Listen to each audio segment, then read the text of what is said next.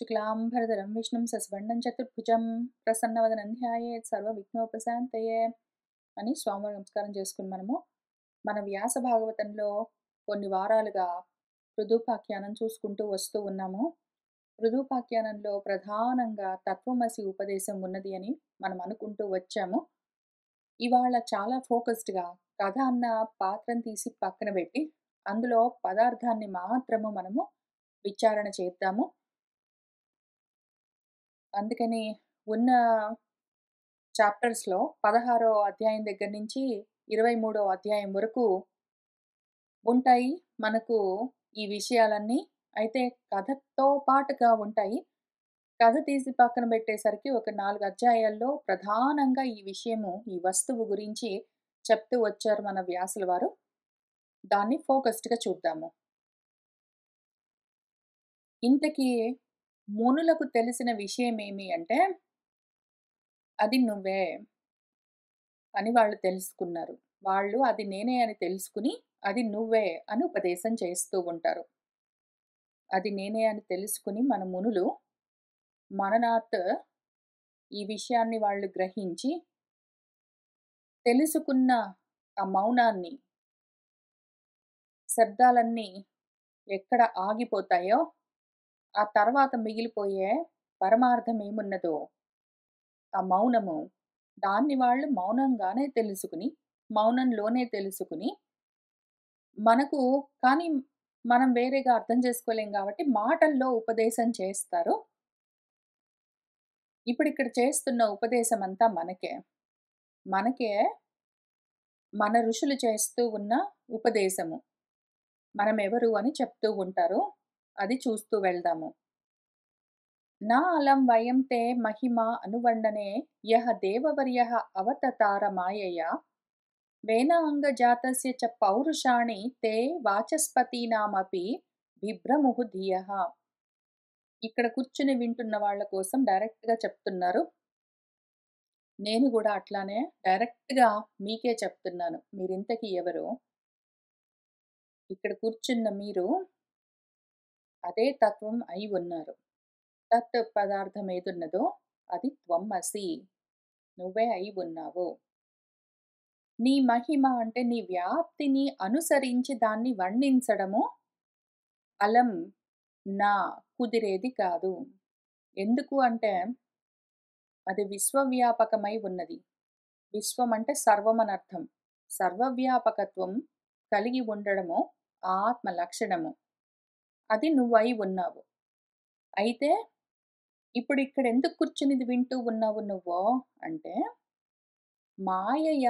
మాయతో అదే దేవవరుడివై ఉన్న నువ్వు అవతరించావు. ఉత్తరించడము చేయడం కోసం కూర్చుని ఇదంతా వింటూ ఉన్న నువ్వు అసలు ఇక్కడికి వచ్చేందుకున్నావంటే అవతరించావు. అవతరించావు కాబట్టి ఆ విషయం తెలుసుకుంటే ఉత్తరించవచ్చు.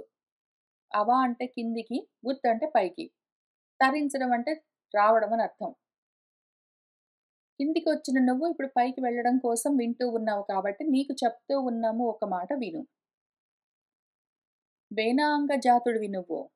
వేనం అంటే కోరిక, డిజైర్ అని అర్థము. ఎందుకు నువ్వు మాయతో ఈ రూపాన్ని తీసుకుని ఈ రూపంలో అవతరించావు? ప్రతి రూపం ఇక్కడ కూర్చుని నేను చెప్తూ ఉన్నది వింటూ ఉన్న ప్రతి రూపము భగవద్ అవతారమే. భగవద్ అవతారం కానిది ఒక్కటి లేదు ఇక్కడ. ఎందుకు అవతరించింది ఈ రూపంగా తత్వం అంటే, మీ రూపంగా వచ్చి ఎందుకు కూర్చున్నారు మీరే అంటే, కోరిక ఉన్నది. కోరిక ఉన్నది అంటే ఏదో ఒక కర్మ చెయ్యవలసి ఉంటుంది. కర్మ చెయ్యాలి అంటే దానికి జన్మ కావాలి, ఉపాధి ఉండాలి కాబట్టి. అందుకని జన్మ తీసుకోవాల్సి వచ్చింది. కోరిక ఉండడం చేత అంగము, ఉపాధి అవసరమై అందుకోసము జాతము జన్మ తీసుకోవాల్సి వచ్చింది.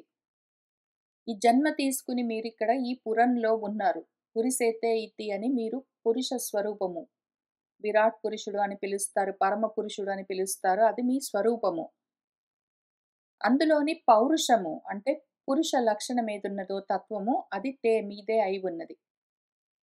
ఈ పురంలో ఉన్న మీరెవరున్నారో ఆ పరాత్మతత్వము మీ గురించి చెప్పడానికి వాక్పతులకు, వాక్కులకు అవకాశమే లేదు. ఎక్కడైతే వాక్కులన్నీ ఆగిపోతాయో ఆ తర్వాత తెలియబడే తత్వం మీరై ఉన్నారు. వాక్కులతో దాన్ని చెప్పుకోవాలి, వినాలి, తెలుసుకోవాలి, అర్థం చేసుకోవాలి, పట్టుకోవాలి అంటే ధియః బుద్ధులు పరిభ్రమిస్తాయి. చెయ్యలేవు. వాక్కులకు అంత శక్తి లేదు. మాటలతో చెప్పడానికి వీలు లేని విషయమిది. ఎందుకు అంటే దేనివల్ల కూడా దీన్ని పట్టుకోలేము. మిమ్మల్ని మీరు ఎట్లా పట్టుకుంటారు? అవకాశం లేదు. అయినా కూడా దాని గురించి తెలుసుకోవలసి ఉన్నది. అవతరించిన మనము తత్వమసి అని గురువులు ఉపదేశం చేస్తే, అహం బ్రహ్మాస్మి అని తెలుసుకుని ఉత్తరించాలి కాబట్టి ప్రయత్నం చేస్తూ ఉన్నందుకు ఈ ఉపదేశము. ఇంతకీ ఎవరు మీరు? ఏషః మీరైతే ఇక్కడ కూర్చొని వింటూ ఉన్నారో, మీరు ధర్మభృతాం శ్రేష్ఠః ధర్మాన్ని ధరించే వాళ్ళలో శ్రేష్ఠులు. ధర్మాన్ని అనుసరించి ప్రవర్తిస్తూ ఉంటారు. ధర్మాన్ని రక్షిస్తూ ఉంటారు. శాసకులై ఉన్నారు.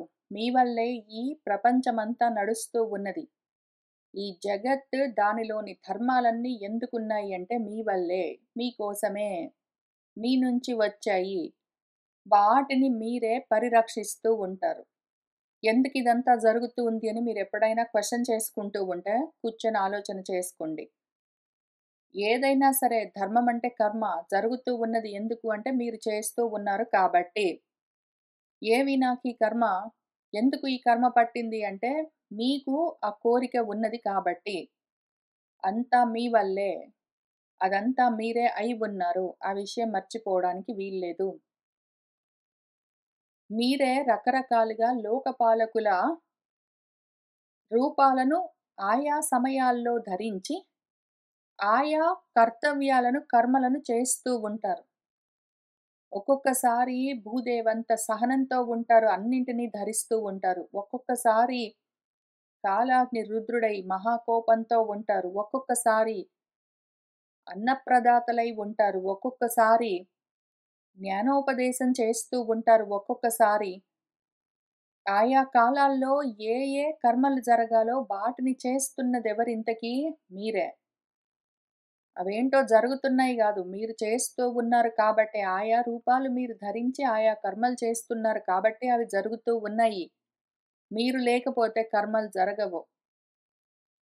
అట్లానే ధనాన్ని గూడా ఆయా కాలంలో పుచ్చుకుంటూ ఉంటారు. ఆయా కాలంలో ఇస్తూ ఉంటారు. ఉద్యోగాలు చేస్తారు. డబ్బులు తీసుకొనొస్తారు. మళ్ళీ ఆ డబ్బుల్ని బిల్స్‌గా పే చేస్తుంటారు. మళ్ళీ ఏంటో చేస్తూ ఉంటారు. ఆ రకంగా చేస్తున్నదంతా మీరే. అదంతా త్వమసి మీరే అయి ఉన్నారు. సర్వభూతాల్లో సమంగా ఉన్నారు మీరు. ఎందుకిది ముఖ్యమంటే, ఇక్కడ కూర్చొని ఈ విషయాన్ని వింటున్న మీరెవరున్నారో, ఆ దేహం చూసుకొని ఇంత మాత్రం నేనని అనుకునేరు కాదు. దాన్ని మించి ఉన్నారు. అన్ని దేహాల్లో ఉన్నది గూడా మీరే. ఏ దేహాన్ని చూసుకుని ఇదిగో ఈ దేహంలో నేనున్నాను, ఇది నేను అని అనుకుంటున్నారో ఏమో, అంత మాత్రము ఆ దేహాభిమానంతో నేనింతే అని అనుకుంటున్న మీరు అంత మాత్రము కాదు. ఆ దేహంలో ఉన్నారు, పక్క దేహాల్లో ఉన్నారు, మొత్తం బ్రహ్మాండమంతా ఉన్నారు. అది మీ స్వరూపము. అన్ని ప్రాణుల్లో మీరు సమంగా ఉన్నారు. అయితే ఏంటంటే అజ్ఞానం వల్ల ఈ రూపంలో మాత్రమే ఉన్నానని అనుకుంటూ ఉన్నారు. సూర్యుడిలాగా మీరు ఒక సూర్యుడు ఎన్నో జలాశయాల్లో ప్రతిఫలించినట్టు మీరు ఒక్కళ్ళే ఆత్మస్వరూపమై ఇన్ని రూపాల్లో, ఇన్ని కుండల్లో, ఇన్ని జలకుంభాల్లో ప్రతిఫలిస్తూ ఉన్నారు. ఆ దేహంలో ఉన్నంత మాత్రమే మీరు గాదు. అన్ని దేహాల్లో ఉన్నది మీరే సమంగా వ్యాపించి ఉన్నారు అంతటా. మీరు తితిక్షతో ఉంటారు. అన్నింటిని తట్టుకుంటారు. అన్ని ప్రాణుల పట్ల దయతో ఉండడము మీ స్వభావము. అయితే ఆ దేహంతో ఉన్నంత వరకు పరిచ్ఛిన్నమైన ఆలోచనగా ఉన్నంత వరకు మాత్రము ప్రాబబ్లీ నేను, నాది అన్న ఆలోచనలతో ఉన్నంత వరకు నాకుండాలి పక్కన వాడికి లేకపోయినా పర్వాలేదని యాక్టివ్‌గా అనుకోవడమో, లేదా నాకుండాలి, నాకుండాలి, నాకుండాలి అని పక్కన వాడి గురించి ఆలోచన లేకుండా ఉండడమో, పరిచ్ఛిన్నమైన రూపంతో ఉండి అంత మాత్రమే నేనని అనుకుంటున్న సమయంలో మీరట్లా ఉంటారు కానీ, యాక్చువల్‌గా ఆ దేహాన్ని వదిలిపెట్టండి. దాన్ని దాటండి. ఆ దేహంతో మమత్వం చెందొద్దు. అసలు మీరెవరున్నారో, మీరు అందరి పట్ల ఒకేలాగా ఉంటారు. అంతటి సహనంతో ఉంటారు. అన్నింటిని సహిస్తూ ఉంటారు. సమత్వంతో ఉంటారు. సమంగా ఉంటారు. ఈ ఇంద్రియాలేవున్నాయో, ఆ ఇంద్రియాల వల్ల మీకేమి సుఖాలు రావట్లేదు. మీ అయోమయము, అఘాయిత్యం ఎక్కడుంటుందంటే, ఏదో ఈ సోఫా పైన నేను కూర్చున్నందుకు నాకు చాలా సుఖంగా ఉన్నది అని అనుకుంటూ మీరేం చేస్తారు, అయితే ఆ ఇంద్రియ విషయమేదున్నదో పదార్థము సోఫా అది మీకు సుఖాన్నిస్తుందనుకుంటారు. లేదా ఆ సోఫా పైన కూర్చున్నందుకు శరీరానికి సుఖంగా ఉంటే శరీరం సుఖమిచ్చిందనుకుంటారు ఇంద్రియము. కాదు. ఆ సంతోషము, సుఖమన్నది, ఆ ఆనందమన్నది సోఫాలో లేదు. ఈ జడ పదార్థమైన దేహంలో లేదు. 2 జడాలే. ఆ సుఖం ఎక్కడున్నదంటే మీ స్వరూపము.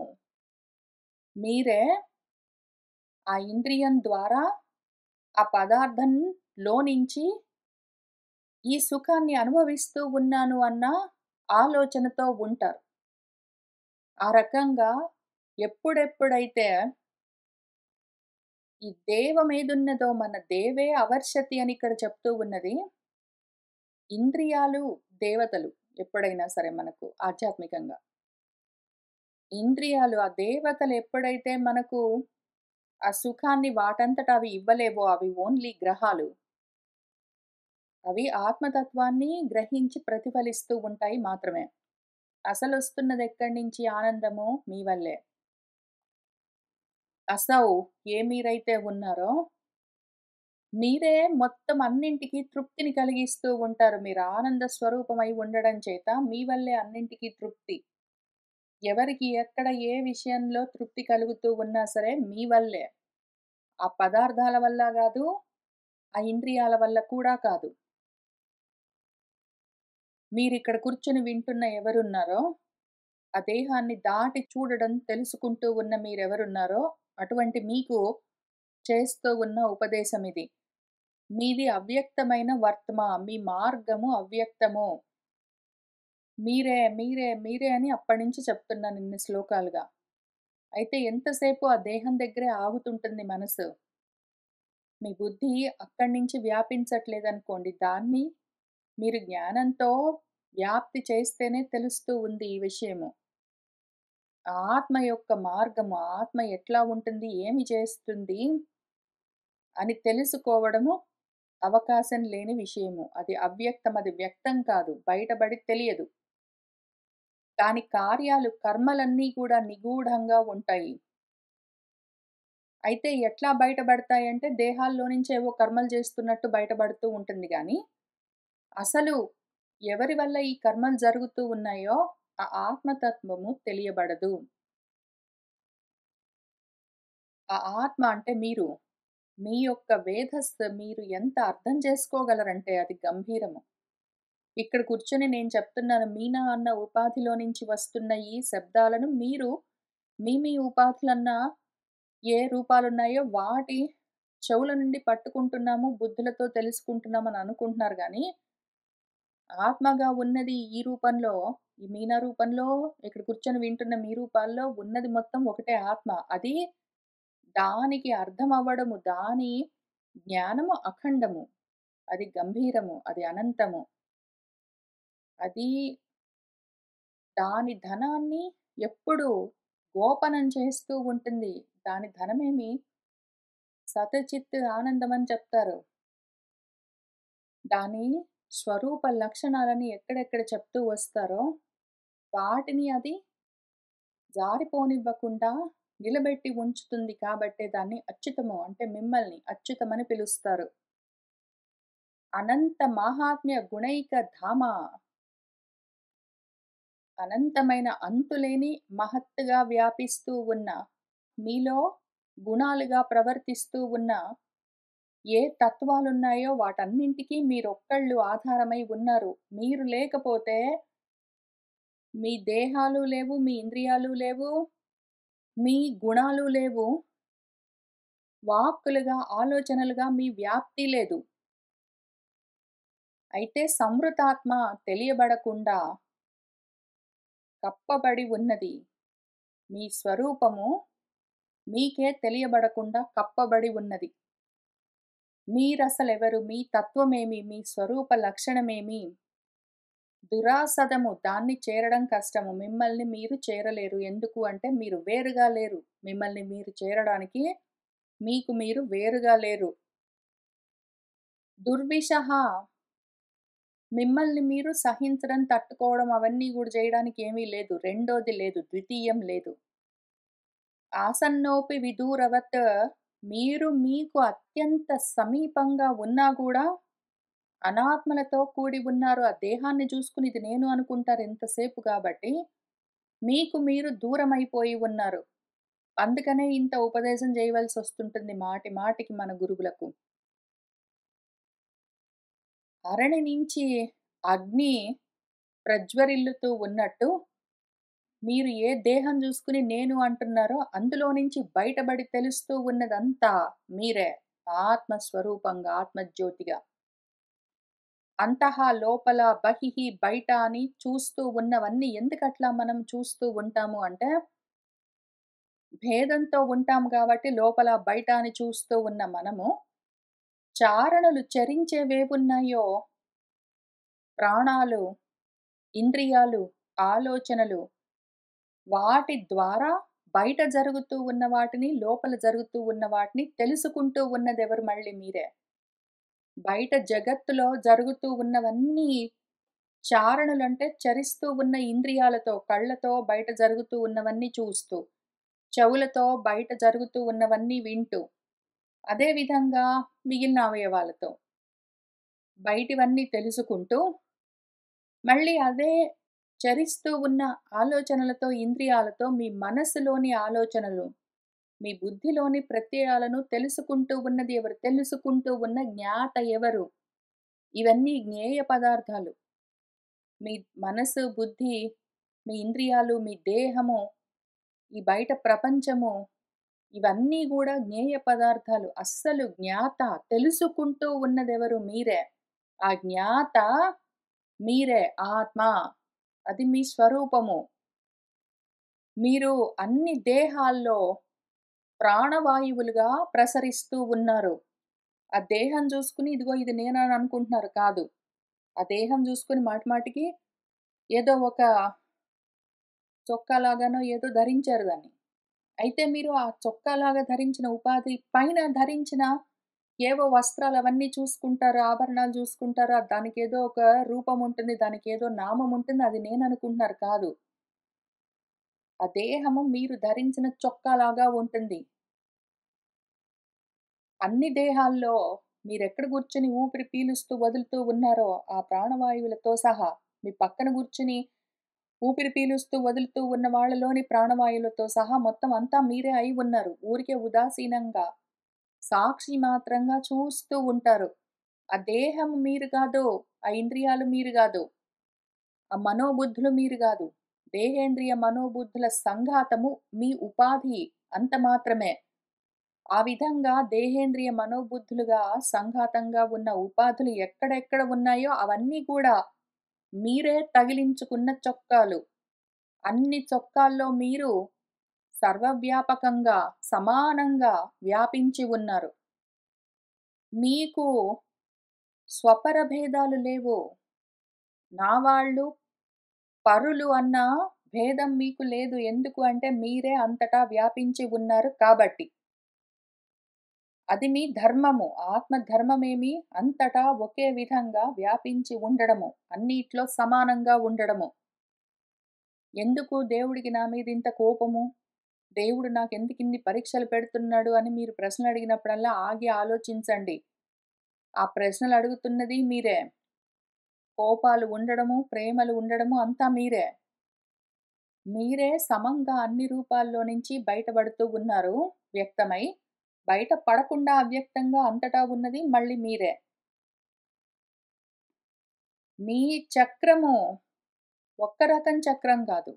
మీ చక్రం మీరు చక్రధారులై తిప్పుతూ ఉంటారు. అప్రతిహతంగా అడ్డు లేకుండా సంసార చక్రాన్ని, కాల చక్రాన్ని, ధర్మ చక్రాన్ని మీరు నడిపిస్తూ ఉంటారు. అయితే ఇక్కడ కూర్చొని, ఈ రూపంలో కూర్చొని అంటే నా వల్ల కాలం గడుస్తుందా అండి? నా వల్ల ఈ మొత్తం సంసారమంతా జరుగుతూ ఉన్నదా? కాదు గదా! అని అనిపిస్తుంది. మీరు ఆ ఒక్క దేహంలో ఉన్నంత మాత్రమే కాదు. ఆ ఒక్క దేహం నుంచి అక్కడి నుంచి కొంత ఆలోచన చేస్తున్నారు. కానీ అన్ని దేహాల్లో ఉన్నది, ఇన్ని రూపాలుగా ఉన్నది అనంతమైన విశ్వంలో మొత్తం వ్యాపించి ఉండి ఆ బ్రహ్మాండాన్ని నడిపిస్తున్నది మీరు. అందుకనే తత్వమసి అది నువ్వో, అది నువ్వో అని చెప్పవలసొస్తుంది ఇన్ని సార్లు. దేహం దగ్గర ఆగకుండా మనసు వ్యాపించాలి కాబట్టి. ఏ విధంగానైతే సూర్యుడు ఒక చోట ఉండి ప్రకాశిస్తూ ఉంటే ఆ కిరణాలు అంతటా వ్యాపిస్తాయో, అట్లా మీరు అంతటా వ్యాపిస్తూ ఉన్నారు. ఒక్కొక్క రూపంలో నుంచి బయటబడి తెలుస్తూ ఉన్నారు. ఒక్కొక్క ఉపాధి నుంచి, బుద్ధిలో నుంచి, మనసులో నుంచి, ఇంద్రియాల్లో నుంచి, దేహాల్లో నుంచి, ఆ ఉపాధులన్నింటిలో నుంచి బయటబడి తెలుస్తూ ఉన్నారు. కానీ అంతటా ఉన్నది మీరు. మీరు లోకాన్ని రంజింపచేస్తూ ఉంటారు. ఆనంద స్వరూపము. ఎందుకు అంటే ఆనంద స్వరూపము. మీది దృఢమైన వ్రతము. సత్తు ఎప్పుడు సత్తుతోటే సంబంధము. పరబ్రహ్మమై ఉన్నారు. సర్వభూతాలకు ఆశ్రయమై ఉన్నారు. మిగిలినవన్నీ ఉన్నాయి. మానదము, దీనవత్సలము అవన్నీ గూడా మనకు తెలుస్తూనే ఉంటాయి. ఇవన్నీ మన స్వరూపము, మన లక్షణము. దేహదారులకు దేహాలేవున్నాయో వాటికి నేను అని నేను అనగానే ఎంత ప్రేమ. ఎవరికైనా సరే వాళ్ళకు వాళ్ళంటే వాళ్ళకు ప్రేమ. నేను అని వాళ్ళకు ప్రేమ. అది ఎందుకు? ఎందుకంటే మీరు ఆ దేహాల్లో ఉన్నారు కాబట్టి ఆ దేహం పైన అంత మమకారము. మీరా దేహంలో లేకపోతే ఆ దేహం పైన మమకారం ఇంక దేని గురించి ఉంటుంది? అయితే ఆ దేహంలో ఉన్నాను అని అనుకున్న జీవభావం ఏమున్నదో దానికి నేను అన్న భావనతో ప్రేమ దేనివల్ల కలుగుతుంది? మీ వల్ల. మీరెవరింతకీ ముక్త సంఘము. అటువంటి దేహాలతో వాటి ప్రేమలతో సంబంధం లేకుండా ఉన్నది మళ్ళీ మీరే. మీరు సాక్షాత్తుగా 3 అవస్థలకు సాక్షి మాత్రంగా ఉన్న తత్వము. జాగ్రత్త, స్వప్న, సుషుప్తి అవస్థలు మూడిట్లో సాక్షి మాత్రంగా ఉన్నదెవరు మళ్ళీ మీరే. మీరే అవతరించి ఎందుకు అంటే ఒక్కొక్కసారి జాగ్రత్త అవస్థలోకి అవతరిస్తారు, దిగుతారు. ఒక్కొక్కసారి సుషుప్తి అవస్థలోకి దిగుతారు. ఒక్కొక్కసారి స్వప్నావస్థలోకి దిగుతారు. ఈ రకంగా మీ ఇష్టమొచ్చిన అవస్థల్లోకి మీరే దిగుతూ ఉంటారు. ఆయా అవస్థల్లో ఉన్న ఏవో పరిస్థితులను మీరు అనుభవిస్తూ ఉన్నాను అనుకుని భావిస్తూ ఉంటారు. యద్భావం తద్భవతి అని మీరు ఏది భావన చేస్తూ ఉన్నారో అక్కడవి జరుగుతూ ఉన్నాయి. అక్కడవి ఉన్నాయి గాబట్టి మీకు తెలియడం గాదు. మీరు తెలుసుకుంటూ ఉన్నారు జ్ఞాతగా కాబట్టే అవక్కడ ఉంటూ ఉన్నాయి మీకు తెలియడం కోసం. మీరు ద్రష్టగా చూస్తూ ఉన్నారు కాబట్టే అక్కడవన్నీ దృశ్యాలుగా మీకు తెలుస్తూ ఉన్నాయి, కనబడుతూ ఉన్నాయి. మీలోనే అవిద్యా రచితమైన ఈ నానాత్వమంతా అనేకంగా ఇన్ని రూపాలుగా, నామాలుగా, వస్తువులుగా, పదార్థాలుగా, జగత్తులుగా, విశ్వాలుగా, ప్రపంచాలుగా ఇటు జాగ్రత్త ప్రపంచం, అక్కడ కలల ప్రపంచాలుగా ఉన్నవన్నీ, నానాత్వంగా ఉన్నవన్నీ ఇంతకీ ఎక్కడ ఉన్నాయి? జగత్తంతా ఎక్కడున్నది జాగ్రత్త అవస్థలో? ఏదో స్వప్నావస్థలో స్వప్నలోకాలున్నట్టే మీలోనే ఉన్నాయి. అవన్నీ గూడా అవిద్య వల్ల రచింపబడుతూ మీలోనే నిరర్థకంగా అక్కడ తెలియబడుతూ ఉంటాయి. ఆభాస మాత్రంగా తెలియబడుతూ ఉంటాయి మీలోనే.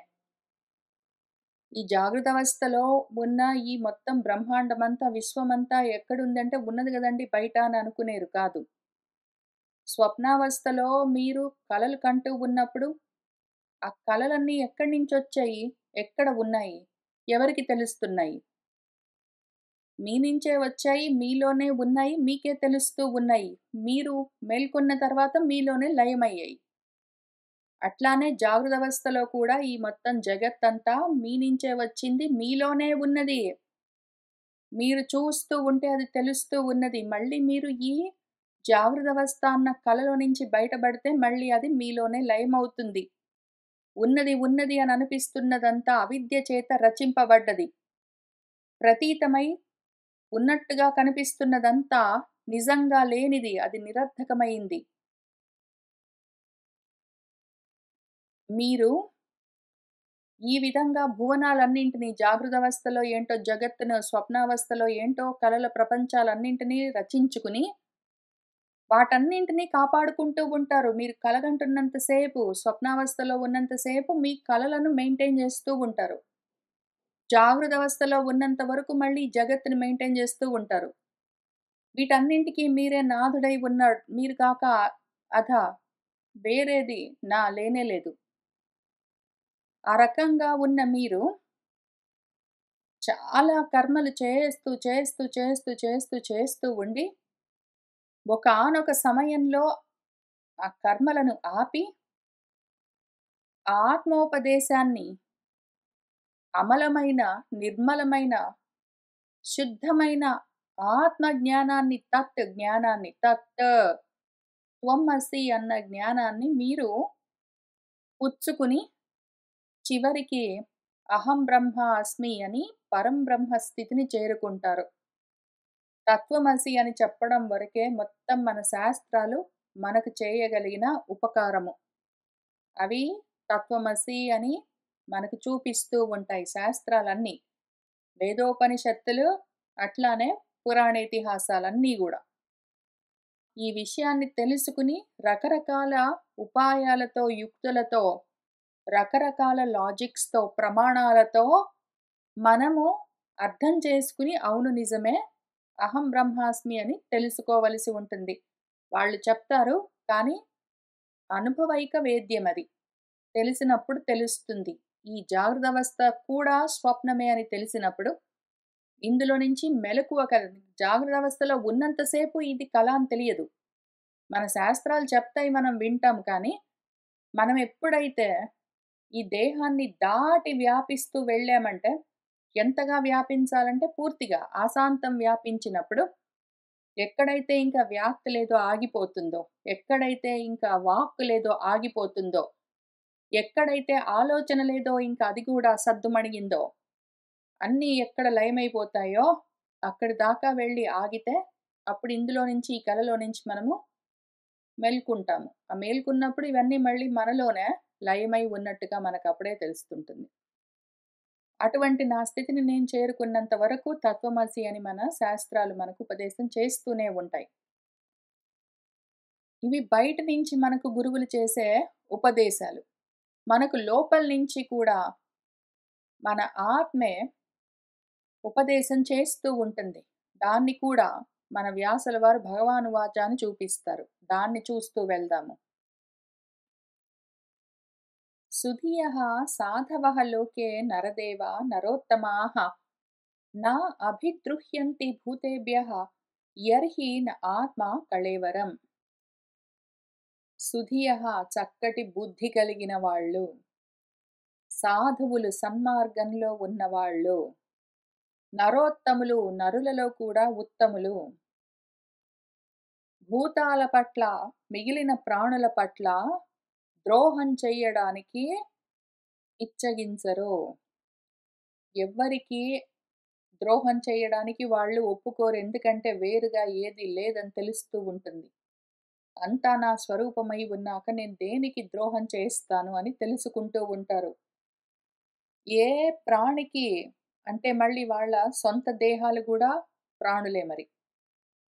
అన్నీ జీవులు ఏవున్నాయో దేహధారులు అన్నీ గూడా నా స్వరూపమే అని చూస్తూ ఉన్నవాళ్ళు ఎప్పుడక్కడికొస్తారు అంటే, ఆత్మ కళేవరం నా. నేనంటే నా కళేవరం గాదు. నేనంటే ఈ దేహము ఏదో కళేవరము శరీరము ఏదున్నదో అది నేను కాదు. ఆత్మ అంటే దీన్ని మించి ఉన్నది. అన్ని కళేవరాల్లో నుంచి తెలుస్తూ ఉన్నది అని ఒకవేళ అర్థం చేసుకున్నవాడు ఇంకా మిగిలిన వాళ్ళ పట్ల, మిగిలిన జీవులు, ప్రాణులు, భూతాల పట్ల ద్రోహం ఎట్లా చేయగలడు? అంతా నా స్వరూపం అనుకున్నవాడు. అటువంటి బుద్ధి కావాలి. అటువంటి సన్మార్గంలో ఆచరణ ఉండడం అన్నది ఉండాలి.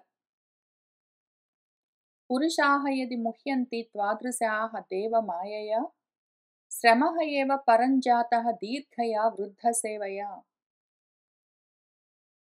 మనుషులెప్పుడైతే మనలాంటి వాళ్ళు ఈ జ్ఞాన మార్గంలో ఉన్నారు, కానీ మాటి మాటికి మోహం పొందుతూ ఉంటారు. ముహ్యంతి మోహపడుతూ ఉంటారు. ఆ దేహం చూసుకుని అది దేవమాయ, అది దైవీ మాయ. అది ఇంతకి దేవుడెవరు? మళ్ళీ నేనే. నా మాయకు నేనే మోహపడి నేను వేరు, పరాత్మ వేరు, నేను వేరు, పక్కన వాళ్ళు వేరు అని భేదాలతో ఉంటే ఇంక ఎంత వృద్ధ సేవ చెయ్యి నువ్వు, ఎంత వాలంటరీ వర్కులు చెయ్యి, ఎంత ఏవో పుణ్యకర్మలు చెయ్యి, ఏమైనా చేసుకో. ఎంత కాలము, ఎంత దీర్ఘకాలమైనా చేసుకో. ఎంత కాలము నువ్వు రకరకాల పనులన్నీ చేసుకుంటూ కూర్చున్నా గూడా అది వేరు, నేను వేరు, దేవుడు వేరు అని నువ్వు ఇన్ని రకాలుగా భేదాలు చూస్తున్నంత వరకు మాత్రము ఊరికినే పరం శ్రమః ఏవ జాతః, ఊరికినే శ్రమ తప్ప లాభం లేదు. రోజూ వచ్చి ఇక్కడ కూర్చుంటావు. వృద్ధులు, పెద్దవాళ్ళు, జ్ఞానులు, చదువుకున్న వాళ్ళు నీకు చెప్తూనే ఉంటారు. అవన్నీ వింటావు కూర్చొని, ఊరికినే వింటావు. అది నువ్వేరా అని చెప్తుంటారు. అది నువ్వేరా అనే చెప్తుంటారు. అది నువ్వేరా అని చెప్తుంటారు. వాళ్ళెన్ని సార్లు చెప్పినా, ఎంతసేపు చెప్పినా అది నువ్వే అని చెప్తుంటారు. ఆ వృద్ధులు, జ్ఞాన వృద్ధుల చేత చెప్పబడుతున్న విషయాన్ని నువ్వు వింటావు. కానీ మాత్రము ఈ మోహం వదలదు. అది ఎప్పుడూ అట్లానే ఉంటుంది.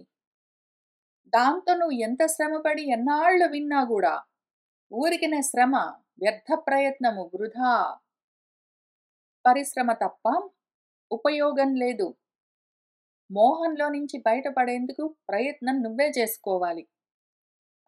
కాబట్టి ఆ ప్రయత్నం ఎట్లా చేస్తావంటే, కాయం ఇమం విద్వాన్ అవిద్యా కామ కర్మభిః ఆరబ్ధః ఇతి నయేవ అస్మిన్ ప్రతిబుద్ధః అనుషజ్యతే. అందుకని విద్వాంసుడైన వాడు, బుద్ధి కలిగిన వాడు, ప్రతిబుద్ధుడు, మెలకువతో ఉన్నవాడు, అప్రమత్తంగా ఉన్నవాడు, ఇమం కాయం, ఈ దేహము ఎట్లా వచ్చింది అంటే అవిద్య వల్ల, అజ్ఞానం వల్ల ఏవో కామాలుంటాయి, కోరికలు. ఏవైనా కోరికలున్నాయంటే కర్మలు చెయ్యాలి. ఏవైనా కర్మలు చెయ్యాలి అంటే మరొక ఉపాధి కావాలి.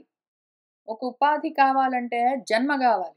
అందుకని ఈ జన్మలు, ఈ దేహాలు ఆరబ్ధః, ఆరంభించబడ్డాయి అని తెలుసుకునివాడు అస్మిన్, అటువంటి దేహంలో నా అనుషజ్యతే, తగులుకోడు. అవిద్య వల్ల ఏదో కోరిక కలిగి ఉంటుంది నాకేదో ఒక సమయంలో. అందుకని కర్మలున్నాయి గాబట్టి, చెయ్యడం కోసం ఒక ఉపాధి కావాలి గాబట్టి జన్మ వచ్చింది అని తెలుసుకున్నవాడు మేలుకుని ఇంకా ఆ కర్మలతో, ఆ కోరికలతో, వాటితో కూడి ఉన్న దేహాలతో వాడు తాదాత్మ్యం చెందడు. వాటితో తగులుకోడింక వాడు. ఆ రకంగా మోహాన్ని దాటాలి. అయితే ఆ మోహాన్ని దాటడం అంత సులువు గాదు. చెప్పిందే చెప్పిందే చెప్తుంటారు మన పెద్దలు. మనం ఎంత విన్నా గూడా వృధా ప్రయాసే తప్ప, మన ప్రయత్నం లేకుండా తొందరగా ఈ మోహంలో నుంచి బయటపడడం కుదరదు. అసంసక్తః శరీరే అస్మిన్ అమునా ఉత్పాదితే గృహే అపత్యే ద్రవిణే వా అపి కః కుర్యాత్ మమతాం బుధః. అస్మిన్ శరీరే అసంసక్తః ఒకవేళ వాడు తెలివి కలిగిన వాడుంటే, మోహంతో ఉన్నవాడు తగులుకున్న వాడు గురించి గాదు. వాడు వృథా ప్రయాసలన్నీ జేసుకుంటూ కూర్చుంటాడు వాడు. ఎంత కాలం విన్నా ఒకటే వాడికి. కానీ ఎవడైతే తెలివితేటలతో ఆలోచించుకుని, ఆ దేహంతో తాదాత్మ్య భావం లేకుండా, ఇది నేను అన్న ఆలోచన లేకుండా, దాంతో తగులుకోకుండా ఉంటాడో వాడు, ఆ విధంగా శరీరంతో అసంసక్తుడై తగులుకోకుండా ఉన్నవాడు, అమున దాని చేత సంపాదించుకున్న ఇళ్ళు, బిడ్డలు, ధనము ఇటువంటి వాటితో మమతాం కహ బుధః కుర్యాత్ ఎటువంటి బుద్ధి కలిగిన వాడు మమత్వాన్ని పెంచుకుంటాడు. ఆ దేహమే నేను కాదనుకున్నవాడు, ఆ దేహం వల్ల వచ్చే ఏదో దాంతో సాధించుకున్న ఇళ్ళు, ఆ దేహంతో సాధించుకున్న బిడ్డలు, ఆ దేహంతో సంపాదించుకున్న ధనము వీటి పట్ల ఎందుకు మమత్వాన్ని పొందుతాడు వాడు? ఆ దేహమే నేను కాదనుకుంటే దేహ సంబంధాల గురించి మమత్వం ఎందుకుంటుంది వాడికి? ఆ రకంగా నువ్వుండాలి అని మన మనసు మనకప్పుడప్పుడు మన బుద్ధి చెప్తూ మన లోపల ఉన్న ఆత్మ నేను నాకు చెప్పుకుంటూ ఉంటాను. కానీ వినడం కష్టము. బయట నుంచి చెప్తున్న వాళ్ళదే వినడం కష్టమైతే, లోపల నుంచి నాకు నేను చెప్పుకుంటూ ఉంటే, ఆ దేహ భావన ఎంత బలంగా ఉంటుందో దాన్ని బట్టి లోపల నుంచి చెప్తున్నది ఏమీ వినిపించదు. అవకాశమే ఉండదు. అయినా కూడా చెప్పుకోవాలి గాబట్టి బయట నుంచి చెప్తూ ఉంటారు. లోపల నుంచి చెప్తూ ఉంటాము. బయట నుంచి రకరకాల రూపాల్లో ఈ విషయాన్ని నాకు నేను చెప్పుకుంటూ ఉంటాను. లోపల గూడా చెప్పుకుంటూ ఉంటాను. ఇంతకి ఏమి విషయము? నేనెవరు? ఏకహ ఒక్కటే నేను. ఏకహ ఒక్క ఏకహ గాదు. ఏకం ఏవ అద్వితీయం. అది శుద్ధం. రెండోది లేదు. స్వయం జ్యోతి అది. నిర్గుణము దాంట్లో గుణాలు లేవు. అసౌ ఇది ఆత్మ నేను. అయితే కానీ గుణాశ్రయమై, గుణాలకు ఆశ్రయమై సర్వగః అంతటా వ్యాపించి అనావృతః కానీ దేనివల్ల ఆవరించబడకుండా సాక్షి మాత్రంగా ఆత్మ ఆ విధంగా తనకు తానుగా ఉంటుంది. అది ఆత్మనః పరః.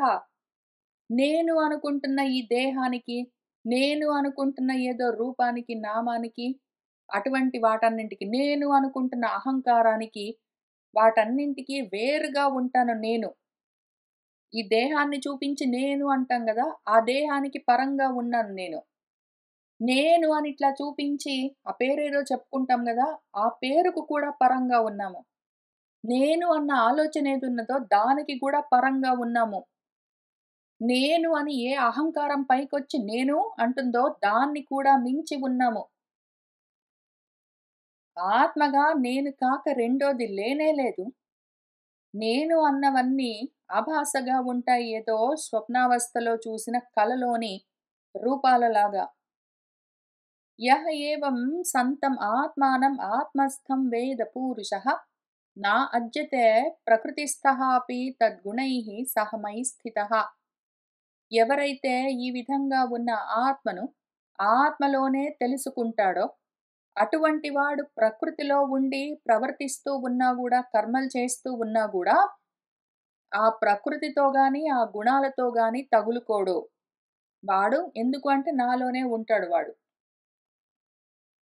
వాడెవడున్నాడో వాడు వాడిలోనే ఉంటాడు. ఆత్మన ఆత్మానం ఉంటాడు వాడు. ఆత్మన ఆత్మానం ఆత్మని ఉంటాడు. కాబట్టి వాడు వేరే వాటికి తగులుకోవడానికి ఇంకోటి ఉండాలి గదా ముఖ్యంగా.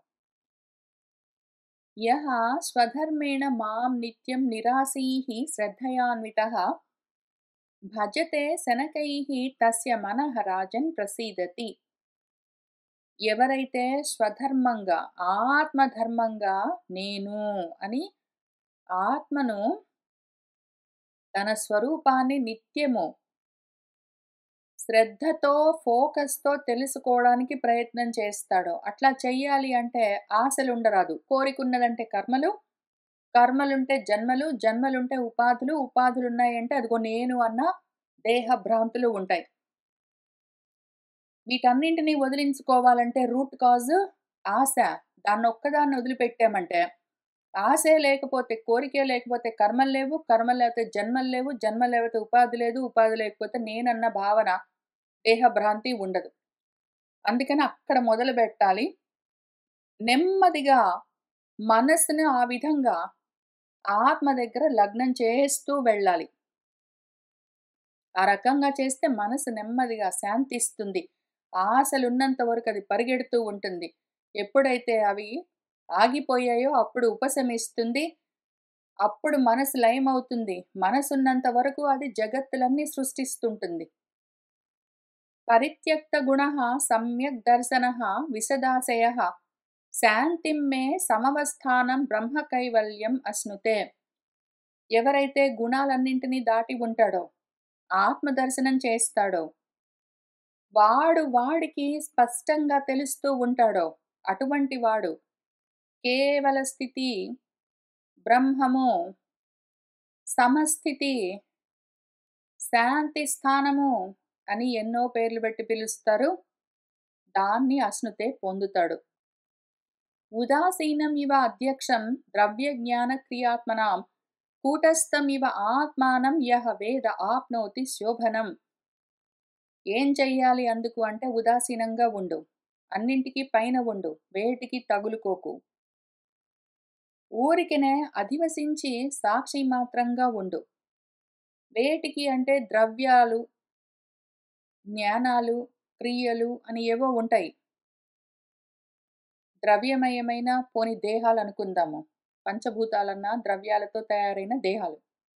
ఏవో జ్ఞాన ఇంద్రియాలు, ఏవో కర్మ ఇంద్రియాలు, ఏదో మనసు మొదలైన అంతఃకరణం. వీటన్నింటికి ఏవో గుణాలతో కర్మలుంటాయి. నువ్వు వాటన్నింటినీ ఉదాసీనంగా చూస్తూ ఉండు. ఊరికనే చూస్తూ ఉండు. నువ్వు ద్రష్టవు, నువ్వు జ్ఞాతవు, నువ్వు సాక్షి మాత్రము. అంత మాత్రంగానే ఉండు నువ్వు. నిన్ను నువ్వు ఆత్మానం ఇమం కూటస్థం, నేను కూటస్థం, అచలం, ధ్రువం అని తెలుసుకో. ఈ రకంగా తెలుసుకున్నవాడు అక్కడే ఉంటాడు. దాని పేరు శ్రేయస్సు, మోక్షం. అది నీ స్వరూపం, అది నీ స్థితి. భిన్నస్య లింగస్య గుణప్రవాహః ద్రవ్యక్రియాకారకచేతన ఆత్మనః దృష్టాసు సంపత్సు విపత్సు సూరయః న విక్రియంతే మయి బద్ధ సౌహృదాః. భిన్నమై ఉన్నదంటే మాత్రం, భేదము చూసామంటే మాత్రం వాటిలో తగులుకుంటాం. రెండోది ఉంటే వాటికి తగులుకుంటాం. ఇవన్నీ భిన్నంగా కనిపిస్తున్నవన్నీ నీ చిహ్నాలు, అవి నీ లక్షణాలు. ఆ లక్షణాలతో నీ స్వరూపాన్ని నువ్వు తెలుసుకోవలసి ఉన్నది. ఆ లక్షణాలన్నీ గుణ ప్రవాహాలు. గుణాలతో కూడి ఉన్న పదార్థాలు ఆ జాతమంతా. ద్రవ్యాలు, క్రియలు, కారకాలు, చేతస్సు, ఆత్మ అనేవో ఉంటాయి. దేహేంద్రియ మనోబుద్ధి అహంకారాలన్నీ. వాటి వల్ల ఏవో సంపద కలిగింది, ఏదో విపద, ఆపద కలిగింది అని ఒకవేళ అనిపించినా కూడా సూరయః జ్ఞానులు, బుద్ధి కలిగిన వాళ్ళు సంపద కలిగితే సంతోషించడం, ఆపద కలిగితే దుఃఖించడం అటువంటివన్నీ చెయ్యరు. అవన్నీ దృష్టాసు, అవన్నీ తెలుస్తుంటే గూడా మయి బద్ధ సౌహృదాః మనసంతా ఆత్మకు లగ్నం చేసి ఉన్నవాళ్ళు న విక్రియంతే వాళ్ళలో ఏ వికారాలు ఉండవు. సమః సమాన ఉత్తమ మధ్యమ అధమః సుఖే చ దుఃఖే చ జితేంద్రియ ఆశయః మయా ఉపక్లప్త అఖిల లోక సంయతః విద్ధత్స్వ వీరా అఖిల లోక రక్షణం. ఇంకా ఇక్కడ కూర్చుని వింటూ ఉన్న వాళ్లకు మళ్ళీ చేస్తూ ఉన్న తత్వమసి అన్న ఉపదేశము. తత్వమసి అన్న అది నువ్వే అని చెప్తే ఎప్పుడు తెలుస్తుంది, ఎట్లా తెలుస్తుంది అంటే, నువ్వు కర్మలు చేస్తూ ఉన్నంత వరకు కూడా ఉత్తమ మధ్యమ అధమః సమానః. నీకన్నా ఉత్తమమైనది, నీకన్నా మధ్యమము, నీకన్నా అధమమని ఇన్ని చూడకు. అన్నీ సమానంగా చూడు. అంతటా సమంగా చూడు. అది నీ స్వరూపము. అది నీ స్వరూప లక్షణము. నాకన్నా వాళ్ళకి ఎక్కువుంది, నాకన్నా వీళ్ళకి తక్కువుంది, నాకన్నా వీళ్ళకు సమానంగా ఉంది, ఇవన్నీ చూడకు. అంతటా ఉన్నది ఒక్కటే. నువ్వే అన్ని రూపాల్లో అన్నీ తెలుసుకుంటూ ఉన్నావు కాబట్టి అంతటా సమంగా ఉన్న నీకు ఎక్కువ తక్కువలు ఎట్లా ఉంటాయి? ఉన్నదొక్కటైతే. సుఖము లేదు, దుఃఖము లేదు. నీ ఇంద్రియాలన్నింటినీ శాంతింపజేసుకో. నా వల్లే ఇవన్నీ లోకాలన్నీ కలిగాయి అని తెలుసుకో. ఆ లోకాలన్నీ నా వల్లే కాపాడబడుతూ ఉన్నాయని చూసుకో. ఆ రకంగా నువ్వు మనసు అంతా నా వల్లే అని తెలుసుకుంటూ ఉండడంలో ఉంచావంటే, ఉన్నది నేనే అని తెలుస్తుంది. కాబట్టి ఆ విధంగా ప్రయత్నం చెయ్యి అని మనకు లోపల నుంచి గూడా తెలుస్తూ ఉంటుంది. లోపల నుంచి కూడా తోస్తూ ఉంటుంది. పోనీ అదైనా పట్టుకోవచ్చు. లేదా మళ్ళీ బయట నుంచి గురువుగార్లు మళ్ళీ చెప్తారు. అస్తి ఏవ రాజన్ భవతః మధుద్విషః పాదారవిందస్య గుణానువాదనే రతిః దురాపా విధునోతి నైష్ఠికీ కామం కషాయం మలం అంతరాత్మనః. ఇక్కడ కూర్చొని ఎందుకు వింటూ ఉన్నావు నువ్వు? అంతసేపటి నుంచి చెప్తున్నాను నేను. ఇన్ని వారాలుగా చెప్పాను. సంస్కృత శ్లోకాల్లో చెప్తూ ఉన్నాను. తెలుగు పద్యాల్లో చెప్తున్నాను. అన్ని శాస్త్రాల్లో ఇదే ఉంటుంది. ఉపనిషత్తుల్లో ఇదే ఉంటుంది. అన్ని పురాణాల్లో ఇదే ఉంటుంది. అయినా గూడా వచ్చి కూర్చొని ఎందుకు వింటున్నావు నువ్వు? అది నువ్వే.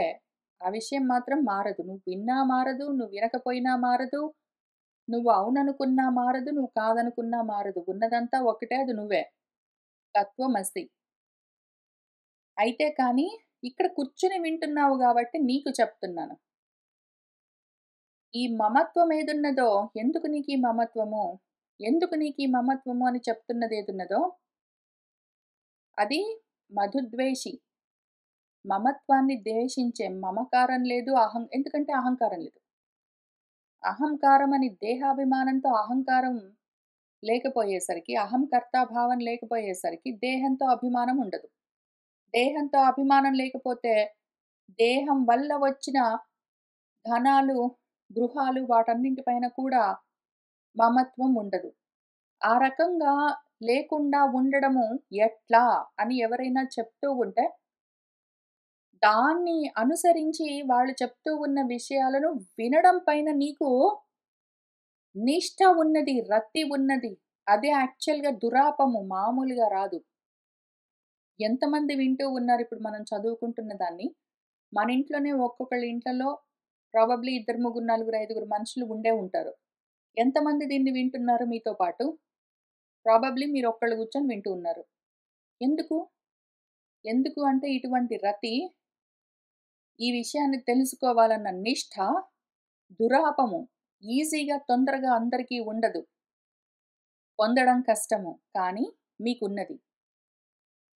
దీనివల్ల జరిగేదేమి అంటే, ఆత్మనః ఉత్త ఆత్మ గాదు, అంతరాత్మనః మలం. మీ మనసులోని, బుద్ధిలోని, అంతఃకరణంలోని మాలిన్యము, భేదబుద్ధి ఏదున్నదో అది కషాయము. అదంతా కూడా ఆ కామమన్న కషాయము మనసులోని మలినము మొత్తము విధునోతి తొలగిస్తుంది. ఈ ఒక్క నిష్ఠ ఇక్కడ కూర్చొని వింటున్నారు. ఇక్కడ కూర్చొని వింటూ ఉన్నారు ఇంత మాత్రానికి. కానీ ఊరికినే ఎన్నాళ్ళు విన్నా ధృతరాష్ట్రుల్లాగా మీరు చచ్చిపోయిందాకా వినొచ్చు కానీ, ఊరికినే కూర్చొని వింటారు. మనసులోని మోహాలు, మమకారాలు, భ్రాంతులు అట్లనే ఉన్నాయి. వాటిని వదిలిపెట్టే ఉద్దేశమే లేదంటే, ఎంత కాలం విన్నా ఉపయోగం లేదు. కానీ ధృతరాష్ట్రుల్లాగా అంధం తమస్సుతో కూడిన బుద్ధితో, మొత్తం లోపలంతా చీకట్లు నిండిన బుద్ధితో కూర్చొని ఎంతకాలం విన్నా ఒకటే. చెప్తూ ఉన్నదాన్ని పట్టుకుని మనసులోని మాలిన్యాన్ని వద్దు, సంఘం వద్దు, అందరిని వదిలిపెట్టు, దూరంగా ఉండు అని చెప్తున్న దాన్ని ఒకవేళ నిజంగా చేయగలిగితే, అటువంటి వాళ్లకు నిష్ఠ ఉన్నది అని చెప్పుకోవచ్చు. అటువంటి వాళ్లకు ఈ విషయం గురించి రతి ఉన్నది, ఆత్మరతి ఉన్నది. అనాత్మల్ని పట్టుకొని తిరుగుతూ ఉన్న వాళ్లకు ఆత్మరతి ఉన్నదని చెప్పలేము. అనాత్మల పైన ఇంట్రెస్ట్ ఉన్న వాళ్లకు ఆత్మనిష్ట ఉన్నది అని చెప్పలేము. అటువంటి అయోగ్యులను వదిలిపెట్టి, ఎవరైతే యోగ్యతతో ఉంటారో అటువంటి వాళ్లకు చెప్తూ ఉన్న ఉపదేశం ఇది. శాస్త్రేషు ఇయాన్యేవ సునిశ్చితః నృణాం క్షేమస్య సద్యక్ విమృశేషు హేతుః అసంగః ఆత్మ వ్యతిరిక్తే ఆత్మని దృఢా రతిః బ్రహ్మణి నిర్గుణే చ యా. శాస్త్రేషు ఇయాన్యేవ. శాస్త్రాలన్నింటిలో చెప్పేది ఇంకింతే. శాస్త్రాలు చాలా శ్లోకాల్లో, చాలా అధ్యాయాల్లో, చాలా గ్రంథాల్లో ఎంతో చెప్తుంది గాబట్టి, చాలా విషయాలు చెప్తుందనుకునేరు కాదు. అది చెప్పేది ఇంతే. మనుషులు క్షేమంగా ఉండాలి అంటే, శాస్త్రాలన్నీ సద్రియక్ విమర్శించి, బాగా లోతుగా విమర్శించి, పరిశీలించి, అసలు ఏమి కారణము నాకు నేను తెలియకుండా ఉన్నాను అని ఆలోచించుకుంటే సునిశ్చితంగా తెలిసేది ఒక్కటే, ఇంతే, ఇంకేమీ లేదు. ఏమి అంటే ఆత్మ వ్యతిరిక్తే అసంగం.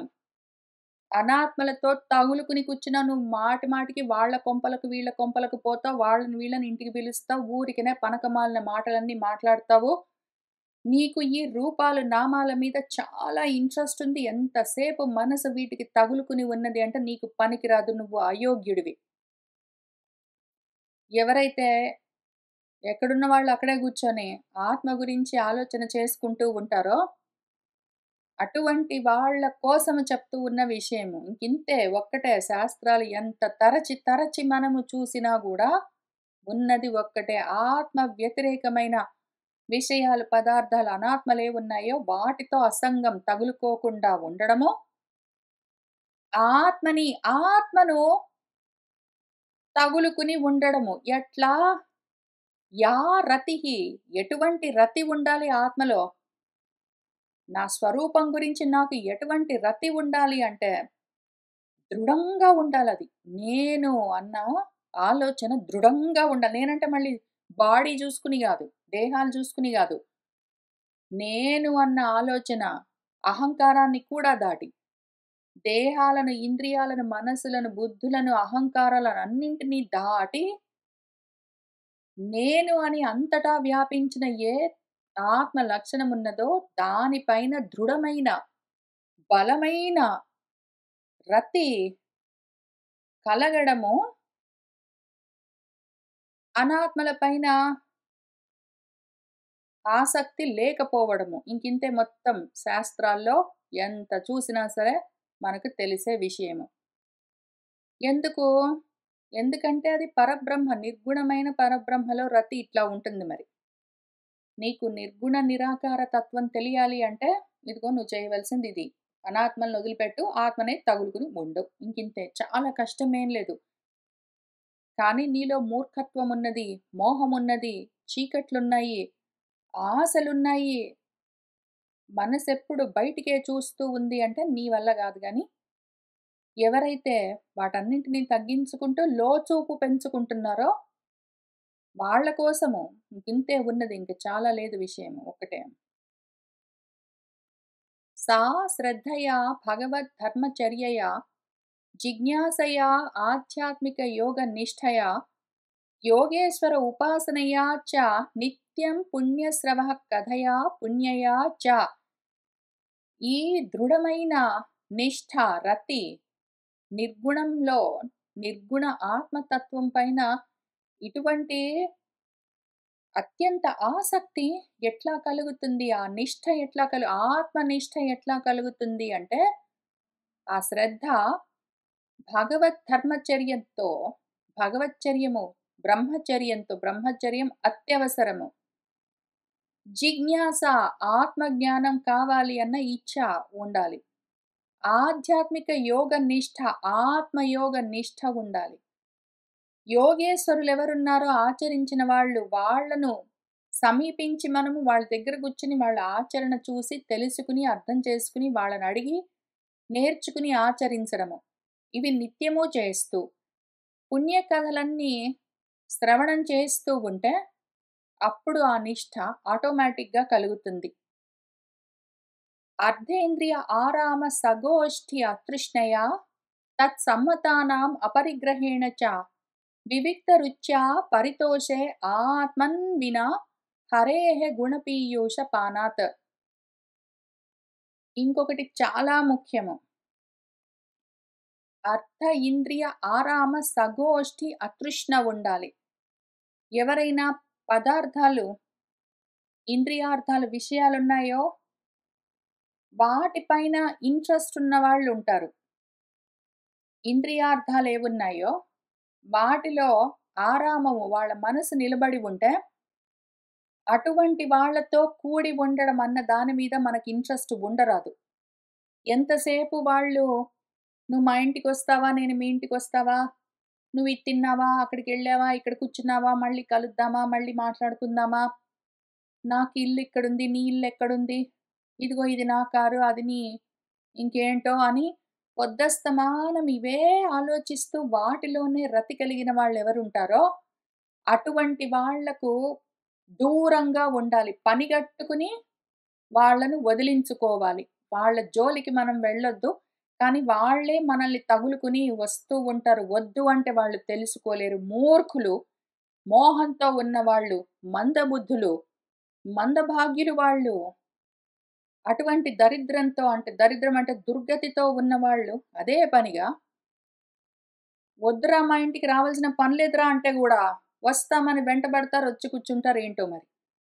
అటువంటి వాళ్ళని పనిగట్టుకుని మనము ప్రయత్నం మీద వదిలించుకోవాలి. తప్పనిసరి ఇది చేసి తీరవలసిందే. లేకపోతే మన నిష్టని వాళ్ళు చెడగొడతారు. తత్సమ్మతానాం అపరిగ్రహేణ అవంటే ఇష్టమైన వాళ్ళు వాటి గురించే మాట్లాడుతూ ఉంటారు. వాళ్ళకేవి ఇష్టముంటాయో ఇల్లు, పిల్లికూన, డబ్బులు ఏదో ఇటువంటివన్నీ వాటిని కూడా మనం వదిలిపెట్టాలి. అటువంటి వాళ్ళని వదిలిపెట్టాలి. వాళ్ళకిష్టమైన వాటిని వదిలిపెట్టాలి. పనిగట్టుకుని దూరంగా ఉండాలి. ఏదో విధంగా వదిలించుకోవాలి. ఇది తప్పనిసరిగా చెయ్యాలి.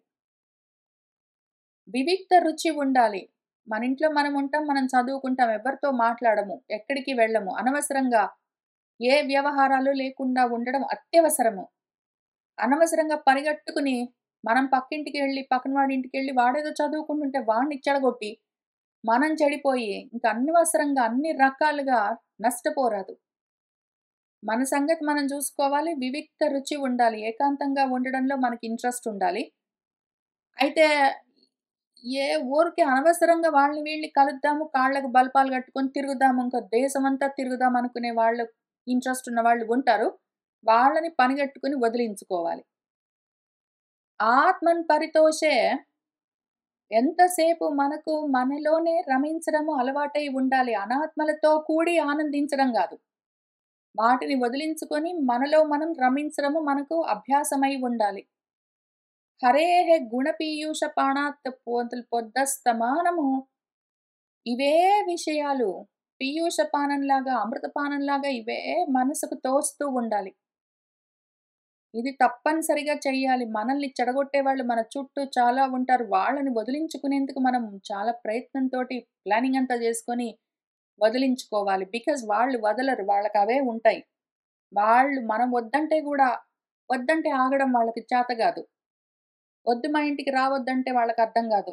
ఫోన్‌లు చేయవలసిన అవసరం లేదంటే వినడం రాదు. వాళ్ళకవి ఇంట్రెస్ట్ ఉంటాయి. వెంటబడి తిరుగుతుంటారు. మనం వదిలించుకోవడం ఏదో ఒక ప్లానింగ్ చేసుకోవాలి. ఏదో యుక్తితోటి. నేనేం జేస్తానంటే, అర్ధేంద్రియ ఆరాములు ఒకవేళ మన ఇంటికొస్తా అంటే వద్దు అని చెప్తాను.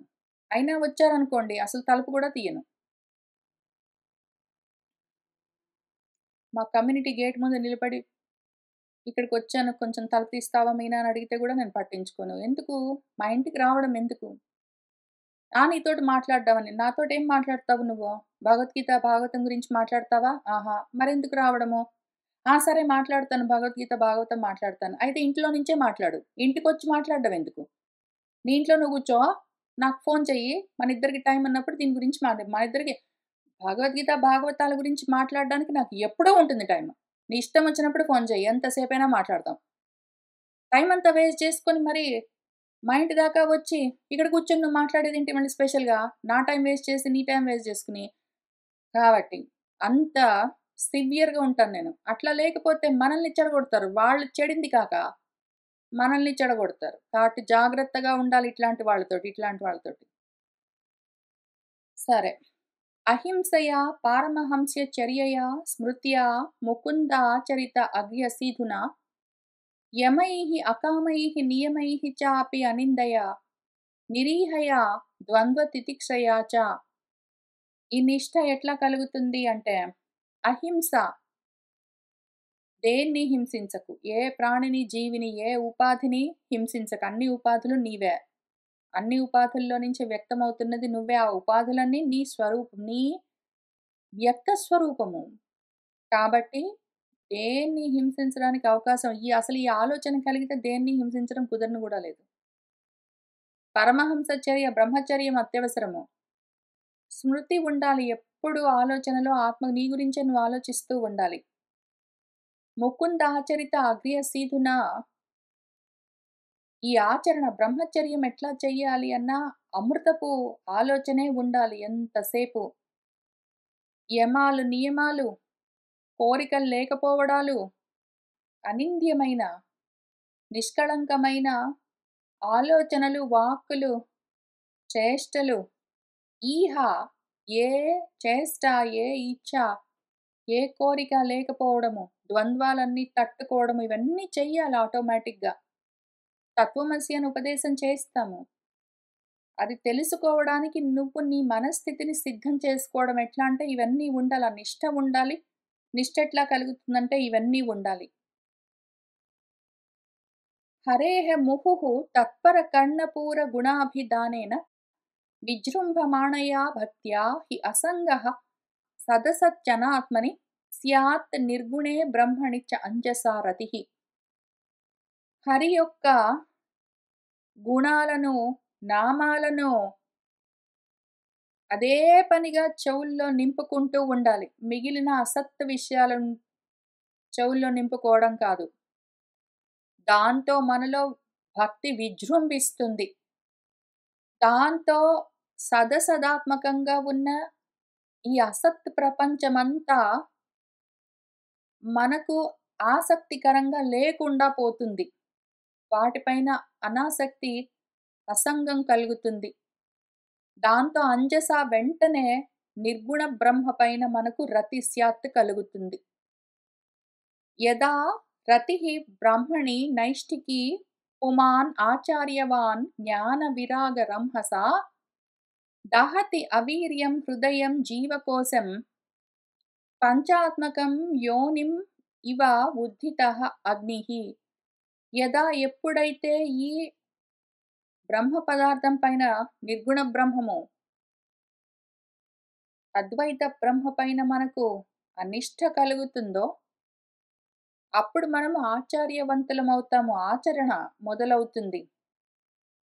దాంతో జ్ఞానము, అసలు ఆచారం లేకపోతే, కొంచెం కూడా ఆచరించడం లేకపోతే, కొంచెం కూడా మనం అప్లై చేయము. ఊరికనే ధృతరాష్ట్రుల్లాగా కూర్చొని వింటామంటే పనిచేయదు గాని, ఎప్పుడైతే అంత నిష్ఠ మనలో కలుగుతుందో, ఆ నిష్ఠ ఎప్పుడు కలుగుతుంది? అనాత్మల పైన నిష్ఠ ఉన్నంత వరకు ఆత్మనిష్ఠ కలగదు. వాళ్ళింటికి వీళ్ళింటికి పోదామన్నా, వాళ్ళతో వీళ్ళతో మాట్లాడదామన్నా, అవి ఇవి చూద్దామన్నా, ఇట్లాంటి కోరికలన్నీ ఉన్నంత వరకు ఆత్మనిష్ట కలగదు. అయితే అవి తగ్గుతూ ఉంటే ఆత్మనిష్ట పెరుగుతుంది. ఎప్పుడైతే ఆత్మనిష్ట కుదురుకుందో అప్పుడు బ్రహ్మచర్యము బలపడుతుంది. బ్రహ్మచర్యం బలంగా ఉండగా జ్ఞానము, వైరాగ్యము ఇంక వేగంగా మనలో వృద్ధి చెందుతాయి. రంహస్ అంటే వేగము. దాంతో అవీర్యమైన హృదయ జీవకోశము, ఈ జీవభావన ఏదున్నదో అది దహించుకుని పోతుంది. ఈ జీవభావము పంచాత్మకము. ఏదైతే పంచకోశాలుగా ఉంటుందో జీవకోశము, అది అవీర్యమవుతుంది. ఆ హృదయము, మన అనాత్మల పైన నిలబడి ఉన్న మనస్సు బలహీనమవుతుంది. మనలో జీవభావము, పంచకోశాత్మకమైన జీవభావము దహించుకుని పోతుంది. ఎట్లా అంటే యోనిమివ ఉద్ధితః అగ్నిః. ఒక కర్రను మనము మర్దనం చేస్తే అందులో నుంచి అగ్ని పుట్టి, అదే అగ్ని అదే కర్రను దహించేసినట్టు మన మనసులోనే కలిగిన ఈ జ్ఞాన అగ్ని మన మనసుతో సహా మొత్తం అంతా జన్మలను, కర్మలను అన్నింటినీ దహించి వేస్తుంది. దగ్ధాశయః ముక్త సమస్త తద్గుణః న ఏవ ఆత్మనః బహిః అంతః విచష్టే పరాత్మనోః యత్ వ్యవధానం పురస్తాత్ స్వప్నే యథా పురుషః తద్వినాశే. ఎప్పుడైతే దగ్ధాశయః మనస్సు మొత్తం ఇట్లా దహించుకుని పోయిందో, అసలు మనసే లేకుండా పోతే, లయమైపోతే, సమస్త గుణాలతో సంగం నశించిపోతుంది. దాని పేరు ముక్తి. వాడు ముక్తుడవుతాడు. ఇంక వాడికి ఉపాధి ఉంటే కదా లోపల, బయట అని తేడాలు, భేదముండేది. ఇక్కడ బహిః అంతః అని రెండూ వాడు. ఆత్మకు బయట, ఆత్మకు లోపల అని నయ్యేవ విచ్చష్టే, ఇంక చూడనే చూడడు. ఆత్మకు లోపల లేదు, బయట లేదు. ఆత్మ అంతటా ఒక్కటే. ఉపాధులుగా కుండలు, కూజాలు మొదలైన రూపాలుగా ఏవో అడ్డంగా ఉన్నట్టు. కుండలో, కూజాలో మొదలైనవన్నీ ఉపాధులన్నీ ఉంటే, కుండలో ఆకాశము, కూజాలో ఆకాశం అని వేరుగా ఉన్నట్టుగా అనిపిస్తుంది. కానీ కుండలు, కూజాలన్న ఉపాధులు లయమైతే ఉన్నదంతా ఆకాశం ఒక్కటే. దానికి భేదం లేదు. అది ఇన్ని రకాలుగా లేదు. కుండ లోపలున్న ఆకాశం, కుండ బయటున్న ఆకాశం అని ఇన్నుండదు. ఆకాశం అంతా ఒక్కటే. అప్పుడు తెలుస్తుంది. ముందు ఈ కుండ, ఈ దేహమన్న ఘటమేదున్నదో దానిపైన ఆ భ్రాంతి నువ్వు తొలగించుకో. అది నశించిందంటే అసలు దేహమన్న కుండ అంటే ఈ ఒకటే గాదు. బయట కనిపిస్తున్న రక్తమాంసాలతో, చర్మాలతో, రంధ్రాలతో ఉన్నదే గాదు. ఆ లోపల మనసు కూడా, నీ హృదయం కూడా పాత్రే గదా! కుండే గదా! అది గూడా ఘటమే. అది కూడా ఎప్పుడు లయమైందో, ఆ జీవకోశము లయమైందంటే, ఇంకప్పుడు ఆ కుండే లేకుండా బోతే, ఉన్నదంతా ఏకంగా ఒకటే ఆకాశము. అది నువ్వో. అది తెలుస్తుందప్పుడు.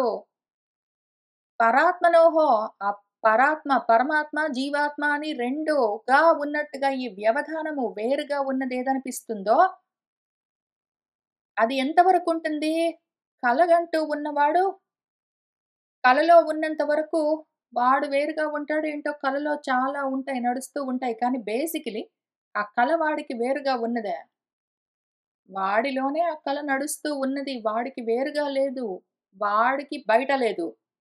వాడి లోపలే వాడే కలగా వాడిని వాడు చూస్తూ ఉన్నాడు. ఆ విషయము ఎప్పుడైతే వీడికి ఈ విధంగా సమస్త గుణాలన్నీ దహించుకుని పోయి అసలు ఆశయమే నశించిందంటే, ఈ వ్యవధానం కూడా నశిస్తుంది ఇంకా తర్వాత. ఏదో స్వప్నం లాగా ఈ జగత్తునంతా చూస్తూ ఉన్న సమయంలో జాగృతావస్థ అనుకుంటూ కూడా ఇది కూడా కలే. ఇందులో చూస్తూ ఉన్నంత వరకు ఏవో కనిపిస్తున్నట్టుగా ఉంటాయి గానీ, ఎప్పుడైతే మేల్కొంటామో అప్పుడంతా ఒకటే. అది నశిస్తే ఆ వ్యవధానం లేకుండా పోతుందప్పుడు. జీవాత్మ లేదు, పరమాత్మ లేదు. ఉన్నదంతా ఆత్మ. అది నువ్వో. తత్వమసి. ఆత్మానం ఇంద్రియార్థం చ పరం యత్ ఉభయోః అపి సతి ఆశయే ఉపాధౌ వై పుమాన్ పశ్యతి న అన్యథా. ఆత్మ అంటే దేహము, ఇంద్రియాలు, ఏదో ఇంద్రియ పదార్థాలు అని ఈ రకంగా వాడు భేదాలన్నీ ఎందుకు చూస్తాడు? ఎంతవరకైతే ఉపాధౌ ఆశయే సతి, అంతఃకరణమన్న ఉపాధి ఉన్నంత వరకే ఇదిగో ఈ దేహము, ఇంద్రియాలు, ఆ బయట ఇంద్రియ పదార్థాలు, విషయాలు అని వాడు ఇన్ని చూస్తాడు. అన్యథా ఒకవేళ ఆ ఉపాధి లేదంటే, రెండోది లేనే లేనప్పుడు, అన్యం లేనే లేనప్పుడు దేనితో దేన్ని చూస్తాడింకా? భేదం చూడడింక. వాడికి భేదాలన్నీ నశించిపోతాయి ఉన్నది వాడే కాబట్టి.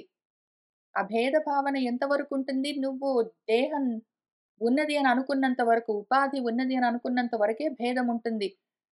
ఉపాధి నశిస్తే భేదం లేదు. అప్పుడు ఉన్నదంతా ఒకటి, వేరేది చూడ్డం అన్నది లేదింక. కిం కేన పశ్యేత్ అని మన చాందోగ్యం అడిగినట్టు. నిమిత్తే సతి సర్వత్రా జలాదౌ అపి పూరుషః ఆత్మనః చ పరస్యాపి భిదాం పశ్యతి నాన్యదా.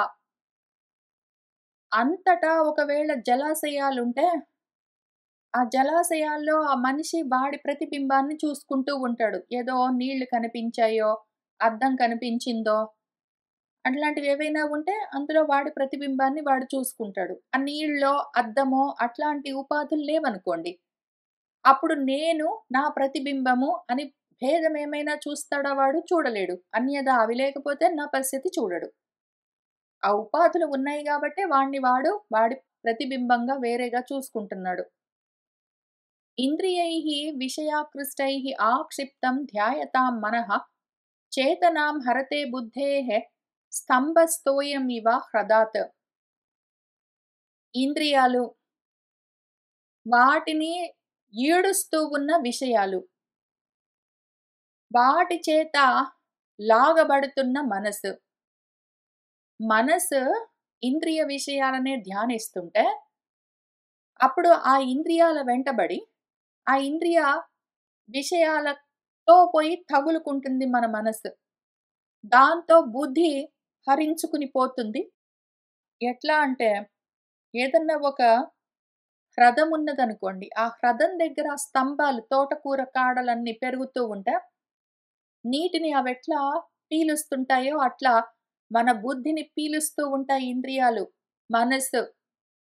ఏదో ఇంద్రియ విషయాలు, వాటి వెంటబడి ఇంద్రియాలు, ఇంద్రియాల వెంటబడి మనసు, మనసు వెనకాల బుద్ధి, ఒకదాని వెంటబడి ఒకటి అట్లా వెళ్ళిపోతాయి. ఒకదాని వెంటబడి ఒకటి జారిపోతూ ఉంటాయి. దాంతో భ్రశ్యతి అనుస్మృతిః చిత్తం జ్ఞానభ్రంశః స్మృతిక్షయే తత్ రోధం కవయః ప్రాహుః ఆత్మాపహ్నవం ఆత్మనః. మనసు ఏదో దాన్ని ధ్యానిస్తూ ఉంటే ధ్యాయతో విషయాన్ పుంసః, దాంతో ఇంద్రియాలు అటు లాక్కుని వెళ్ళిపోతూ ఉంటే, బుద్ధిని గూడా హరిస్తూ ఉంటే, దాంతో స్మృతి కూడా భ్రశ్యతి జారిపోతుంది. దాంతో చిత్తము జారిపోతుంది. దాంతో జ్ఞానము భ్రంశమైపోతుంది. దాంతో ఈ విధంగా మనసు జారిపోయిందంటే చిత్తము, చిత్తం జారిందంటే స్మృతి, స్మృతి జారిందంటే జ్ఞానం, అన్నీ జారిపోయాయంటే, ఆ విధంగా అవరోధం ఏం కలుగుతుందో దాన్ని కవులు, జ్ఞానులేమంటారంటే ప్రాహుః ఆత్మనః ఆత్మ అపహ్నవం. ఆత్మద్రోహం, ఆత్మ అపకారం, ఆత్మ నాశం జరిగింది అని చెప్తారు. ఆత్మ నశించిపోయింది, అట్లా జారిపోయింది, పోయిందని చెప్తారు. నా అతః పరతరః లోకే పుంసః స్వార్థ వ్యతిక్రమః యత్ అధి అన్యస్య ప్రేయస్త్వం ఆత్మనః స్వవ్యతిక్రమాత్. ఈ లోకంలో పుంసః మనిషికి అతః పరతరః స్వార్థ వ్యతిక్రమః న. ఇంక దీన్ని మించి ఆత్మాపకారము, ఆత్మద్రోహం లేదు. దేన్ని మించి యత్ ఏదైతే అధి ఆత్మనః అధి, దాన్ని తన ఆత్మను ఆధారం చేసుకునే అన్యస్య ప్రేయస్త్వం, నేను అని ఉన్నది కాబట్టే మిగిలిన వాటి మీద మనకు ప్రేమ. నా డబ్బులు, నా భార్య, నా భర్త, నా పిల్లలు, నా ఇల్లు, నేను ఉన్నాను గాబట్టే వీటన్నిటి మీద నాకు ప్రేమ. లేకపోతే ఒకవేళ నిజంగా నాకు పిల్లల మీద ప్రేమ అయితే, అందరి పిల్లల పైన అట్లానే ప్రేమ ఉండాలి. ఉండదు. నా పిల్లల పైన నాకు ప్రేమ. ఎందుకంటే నేను నాకు ముఖ్యము. నేను నాకు ముఖ్యం కాబట్టే, నేనంటే నాకు ప్రియం కాబట్టే, నాకు సంబంధించిన వాటిపైన నాకు అంత ప్రియము, అంత ప్రీతి భావన, అంత ప్రేమ ఉంటాయి. అయితే అన్యాయం ఏమంటే, నా వల్లే నాకు వీటన్నిటి మీద ప్రేమ ఉండి గూడా, నన్ను నేను పోగొట్టుకుని మర్చిపోయి, వీటన్నింటి మీద ప్రేమ అని వాటిని పట్టుకుంటే, ఇంకా స్వవ్యతిక్రమాత్, ఈ ఆత్మ అపకారాన్ని మించి ఇంక వేరేది ఉండను గూడా ఉండదు.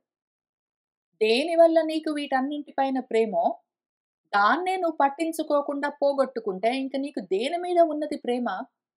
ఎంత ఆత్మద్రోహం చేసుకుంటున్నావో.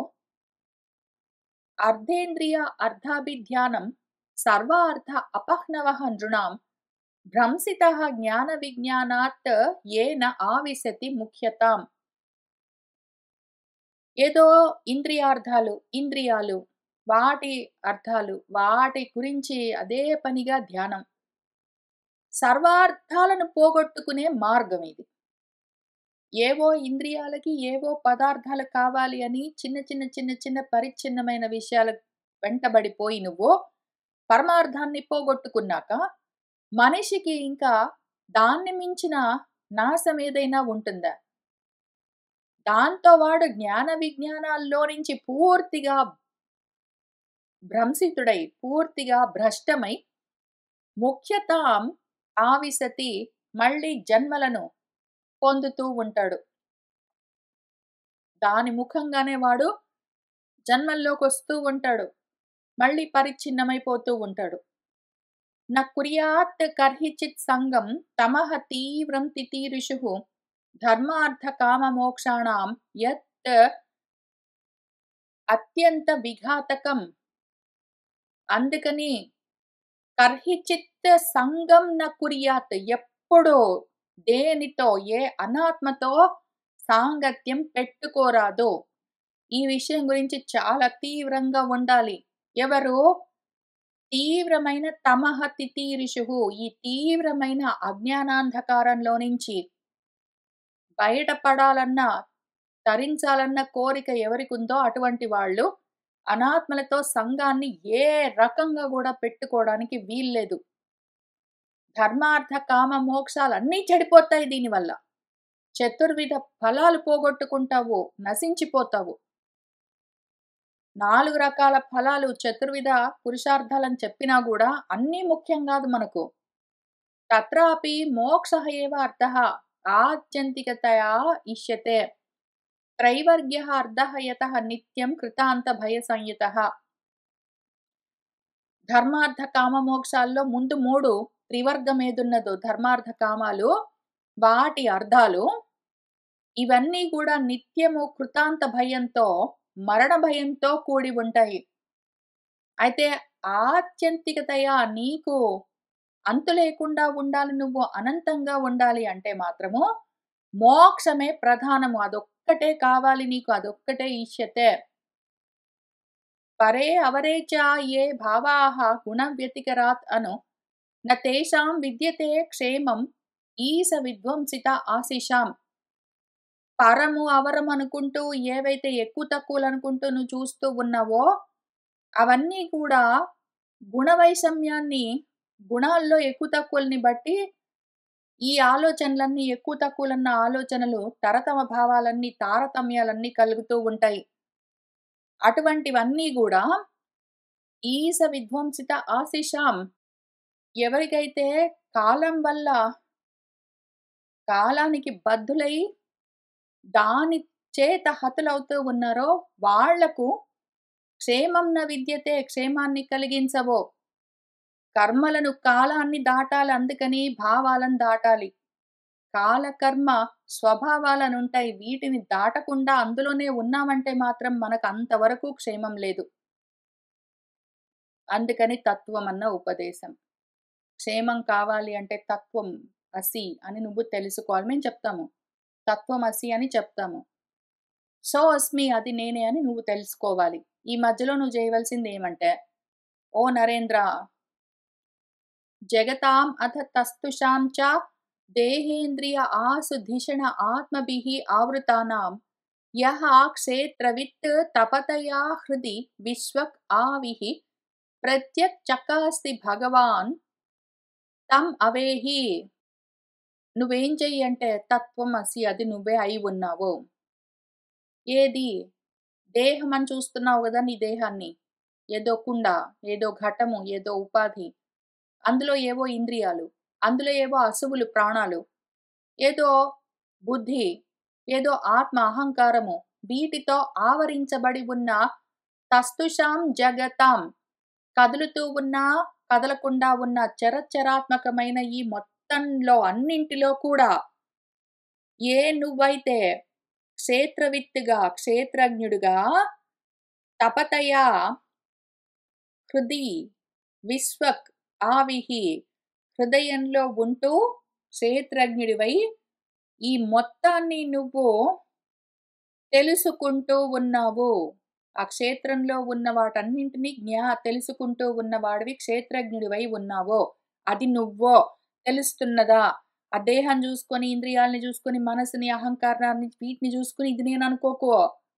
ఆ రక్తము, మాంసము, మలము, పురీషంతో కూడి ఉన్నది ఏదో ఉన్నది కదా, మూత్రంతో, వాటితో రకరకాలుగా కూడి ఉన్న సంఘాతం అంతా నువ్వు కాదు. మనసేంద్రియ ప్రాణాలన్నీ నువ్వు గాదో, అహంకారము నేను అన్నది నువ్వు గాదో, వీటన్నింటితో పాటు కూడి ఉన్న మొత్తం చరాచర జగత్తులో నువ్వు క్షేత్రజ్ఞుడిగా ఉండి అన్నీ తెలుసుకుంటూ ఉన్నావు. అది నువ్వు తత్, అది త్వం నువ్వు అయి ఉన్నావు.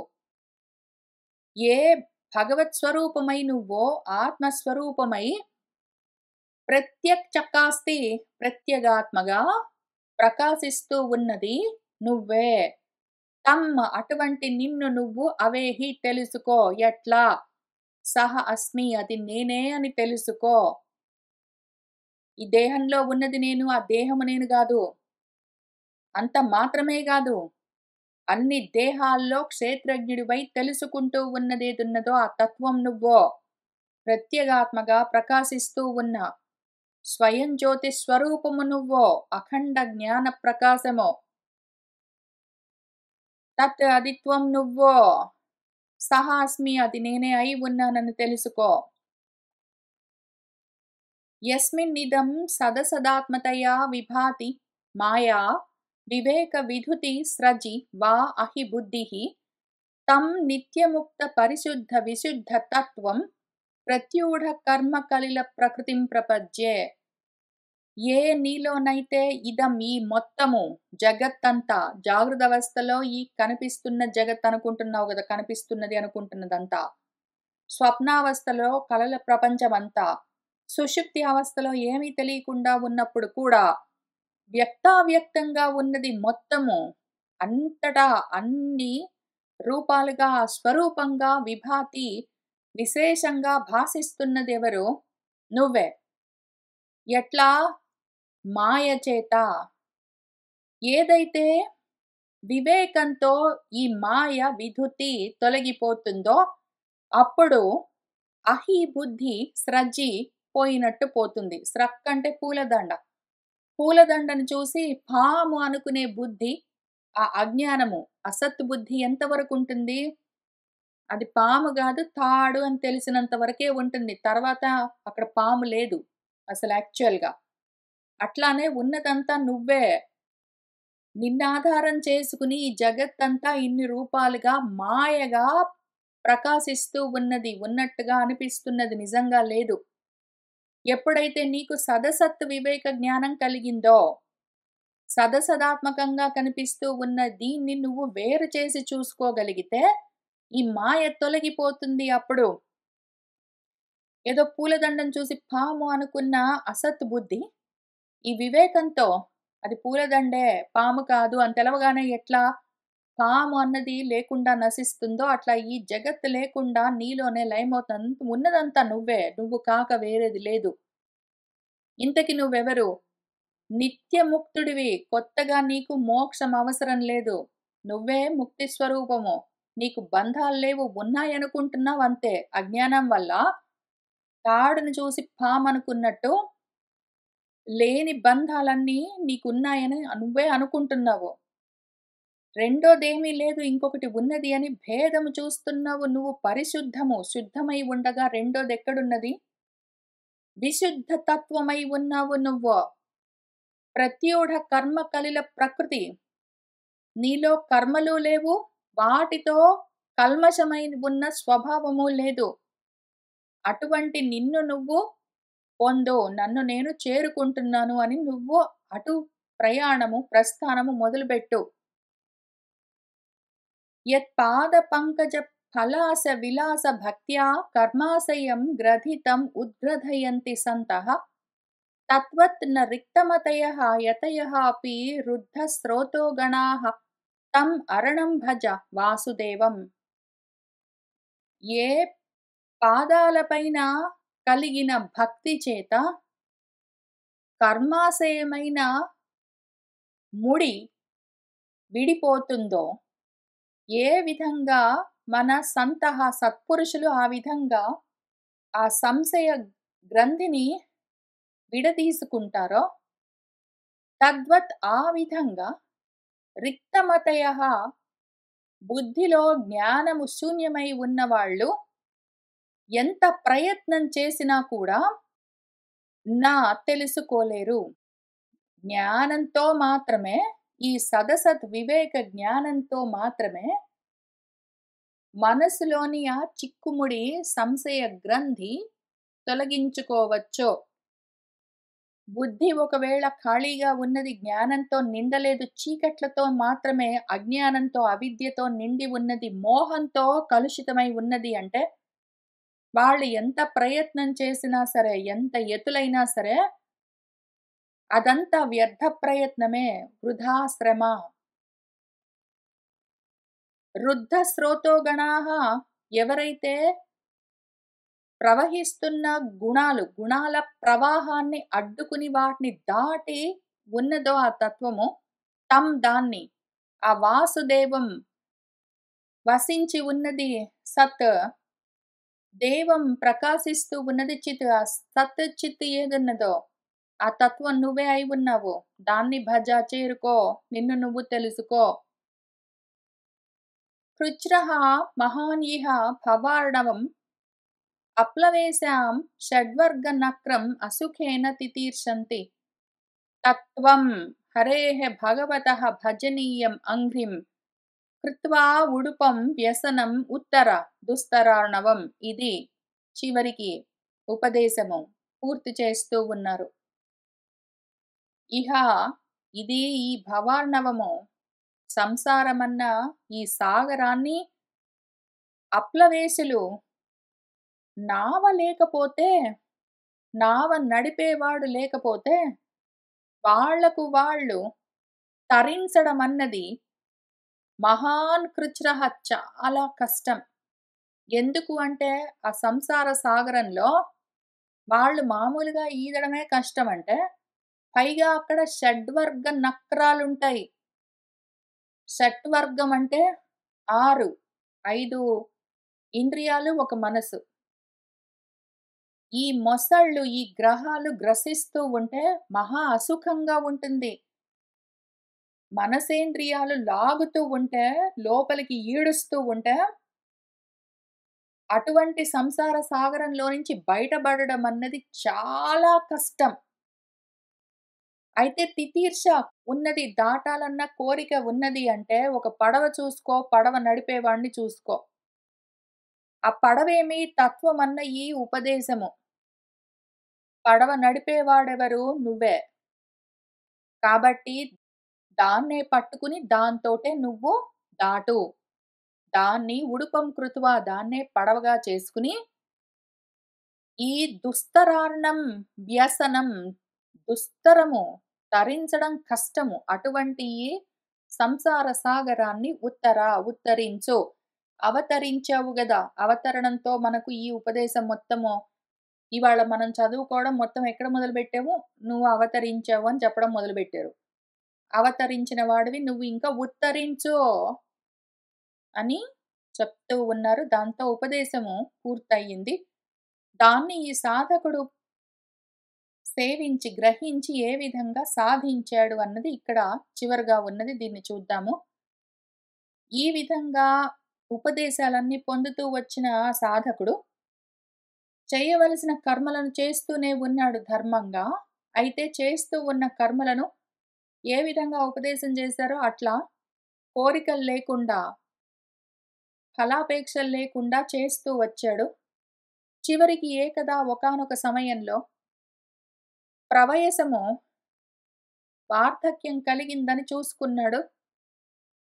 ఇంతవరకు పిల్లల్ని కన్నాడు, వాళ్ళని పెంచాడు, ఉద్యోగాలు చేశాడు, డబ్బులు సంపాదించాడు, బిల్స్ కట్టాడు, చేయవలసినవన్నీ చేశాడు. చేయవలసిన వృద్ధులు, యోగాలు, క్షేమాలు ఏవున్నాయో ప్రపంచంలో అవన్నీ చేస్తూ వచ్చాడు. ధర్మంతో ఉన్నాడు. ధర్మంగానే, ధర్మం అనుకునే కర్మలు చేస్తూ వచ్చాడు. ఎందుకు జన్మ తీసుకున్నాడో ఆ కర్మలు మరి తప్పనిసరి, ప్రారబ్ధ కర్మలుంటాయి, వాటిని చేసుకుంటూ వచ్చాడు. యదార్థం ఏ కారణానికి ఇక్కడ ఈ జన్మలో జగ్నివాన్ జన్మించాడో వాటిని నిష్పాదితం పూర్తి చేసుకున్నాడు. గృహస్థాశ్రమాన్ని పూర్తి చేసి ఇంక తర్వాత తన భార్యను తీసుకుని, ఆమె కూడా వస్తా అన్నది కాబట్టి, ఆమె ఒకవేళ రానంటే వదిలిపెట్టి ఈయనొక్కడు వెళ్ళేవాడు. ఆమె కూడా వస్తా అనింది కాబట్టి ఆమెను తీసుకుని తపోవనానికి బయలుదేరి వెళ్ళాడు. అక్కడ ఆయన ఉగ్రమైన తపస్సు ఆరంభించుకున్నాడు. కందమూలాలు, ఫలాలు ఆహారంగా పుచ్చుకుంటూ, పన్నాలు వాటిని భుజిస్తూ, మంచినీళ్ళు మొదలైనవి ఎంత అవసరమో అంతవరకు మాత్రమే పుచ్చుకుంటూ ఆయన సమయం మొత్తము జ్ఞాన వైరాగ్యాల పైన వాటి సాధన కోసమే ఉపయోగిస్తూ వచ్చాడు. తితిక్ష అన్నింటిని చలి, వేడి మొదలైనవన్నీ తట్టుకోవడము, సుఖము, దుఃఖము, శీతోష్ణ సుఖ దుఃఖాలన్నీ తట్టుకోవడము, అవన్నీ ఆచరిస్తూ వచ్చాడు. ఏది చేస్తూ ఉన్నా సరే ఆత్మాభ్యాసాన్ని మాత్రం వదిలిపెట్టలేదు. క్రమంగా ఆయనకు కర్మమలము ధ్వంసమయ్యింది. మనసులోని కోరికలు నశించాయి. వైరాగ్యం కలిగింది. ఆ సిద్ధి కలిగేసరికి ఏం జరిగింది? షడ్వర్గ చిన్న బంధనః, మనసేంద్రియాలతో బంధాన్ని వదులు చేసుకుంటూ వచ్చాడు. వాటిని వెనక్కి తిప్పాడు. గురువులు ఇంతవరకు ఆయనకు తత్వమసి అని ఏ ఉపదేశం చేస్తూ వచ్చారో, ఇన్నాళ్లుగా ఆయన ఏవి శ్రవణం చేస్తూ వచ్చాడో, ఆ పరమయోగాన్ని, ఆత్మయోగాన్ని ఆయన అవలంబిస్తూ ఉన్నాడు. భగవద్ధర్మంలోనే ఉన్నాడు. బ్రహ్మచర్యంలోనే ఉన్నాడు. సన్మార్గంలో ఉన్నాడు. సత్‌ను తెలుసుకునే మార్గంలో, అసత్ మార్గంలో కాదు. శ్రద్ధతో ఆ నిష్ఠ అని ఏది చెప్పారో దానితో కూడి ఉన్నాడు. ప్రయత్నంతో వీటన్నింటినీ సాధిస్తూ ఉన్నాడు. దాంతో ఆయనకు బ్రహ్మ గురించి అనన్య విషయం కలిగింది. నిర్గుణ బ్రహ్మం గురించి ఆయనకు దృఢమైన నిష్ఠ కలిగింది. భక్తి కలిగింది. అత్యంత ఆసక్తి కలిగింది. దానితో పరికర్మ శుద్ధుడయ్యాడాయన. ఈ భక్తి చేత విరక్తి కలిగింది. ఈ విరక్తితో సునిశితమైన జ్ఞానం కలిగింది. అటువంటి ఆత్మ జ్ఞానంతో జీవకోశం అని ఏది చెప్పారో ఇంతకుముందు, పంచాత్మకమైన జీవకోశం ఉంటుంది. దాన్ని నువ్వు భేదించుకోవడానికి ఇది మార్గమని. దాన్ని ఛేదించి వేశాడు ఆ సంశయ గ్రంథిని. దాంతో ఆ సంశయ గ్రంథి చిన్నమైపోయేసరికి ఆత్మగతి తెలిసింది ఆయనకు. ఈహ చేష్టలన్నీ, కర్మలన్నీ ఆగిపోయేసరికి ఆత్మగతి తెలిసింది. చివరికి ఆయన ఆ వయునైన ఆ సూక్ష్మ జ్ఞానంతో, ఆత్మ జ్ఞానంతో ఇదం, ఈ మొత్తం జగత్తును, జీవభావాన్ని అన్నింటినీ త్యజించేశాడు, వదిలిపెట్టేశాడు. సహా ఈ విధంగా ఏవం ఆయన వీరప్రవరుడు, జ్ఞానుల్లోనే శ్రేష్ఠుడు, సంయోజ్య ఆత్మానం ఆత్మని తనను తనతో కలిపేసుకున్నాడు. తన స్వరూపంలో తను నిలిచి ఉన్నాడు. ఇంక కళేవరం లేదు, ఏమీ లేదు. కళ వదిలిపెట్టేసినట్టు వదిలిపెట్టేశాడు. కళేవరం అంటే ఏమి? వరం అంటే వరించింది అని అర్థం. వృణోతీతి అని. ఏదైతే ఆవరించి ఉన్నదో ఇంతవరకు, కళ అంటే భేదము. ఏదైతే ద్వంద్వంగా, వేరుగా ఉన్నదని అనిపిస్తూ ఉన్నదేదున్నదో, ఆ భేద బుద్ధిని వరించి కదా, నేను కాక నాకు అన్యంగా ఇంకొకటి ఉన్నది అని అనుకోవడం వల్లే ఆయనకు జీవభావము, దాంతో జన్మలు ఇవన్నీ వచ్చాయి. దాన్ని ఆయన వదిలిపెట్టేశాడు. దాంతో బ్రాహ్మీభూత స్థితిలో తనలో తాను ఉన్నాడు. దాంతో ఆ సాధకుడి ప్రస్థానం పూర్తయింది. ఈ విధంగా తత్వమసి అని ఉపదేశం ఆయన పుట్టినప్పటి నుంచి వింటూ వచ్చాడు.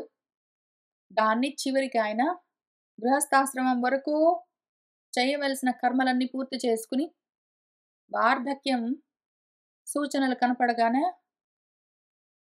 వానప్రస్థాశ్రమాన్ని స్వీకరించి, ఆ ఆశ్రమంలో ఆయన తను తెలుసుకున్న ఆత్మజ్ఞానాన్ని ఆచరించి సఫలం చేసుకున్నాడు అని మన పృథువు ఉపాఖ్యానం ద్వారా మనకు చేసిన ఆత్మజ్ఞాన బోధ పూర్తయింది.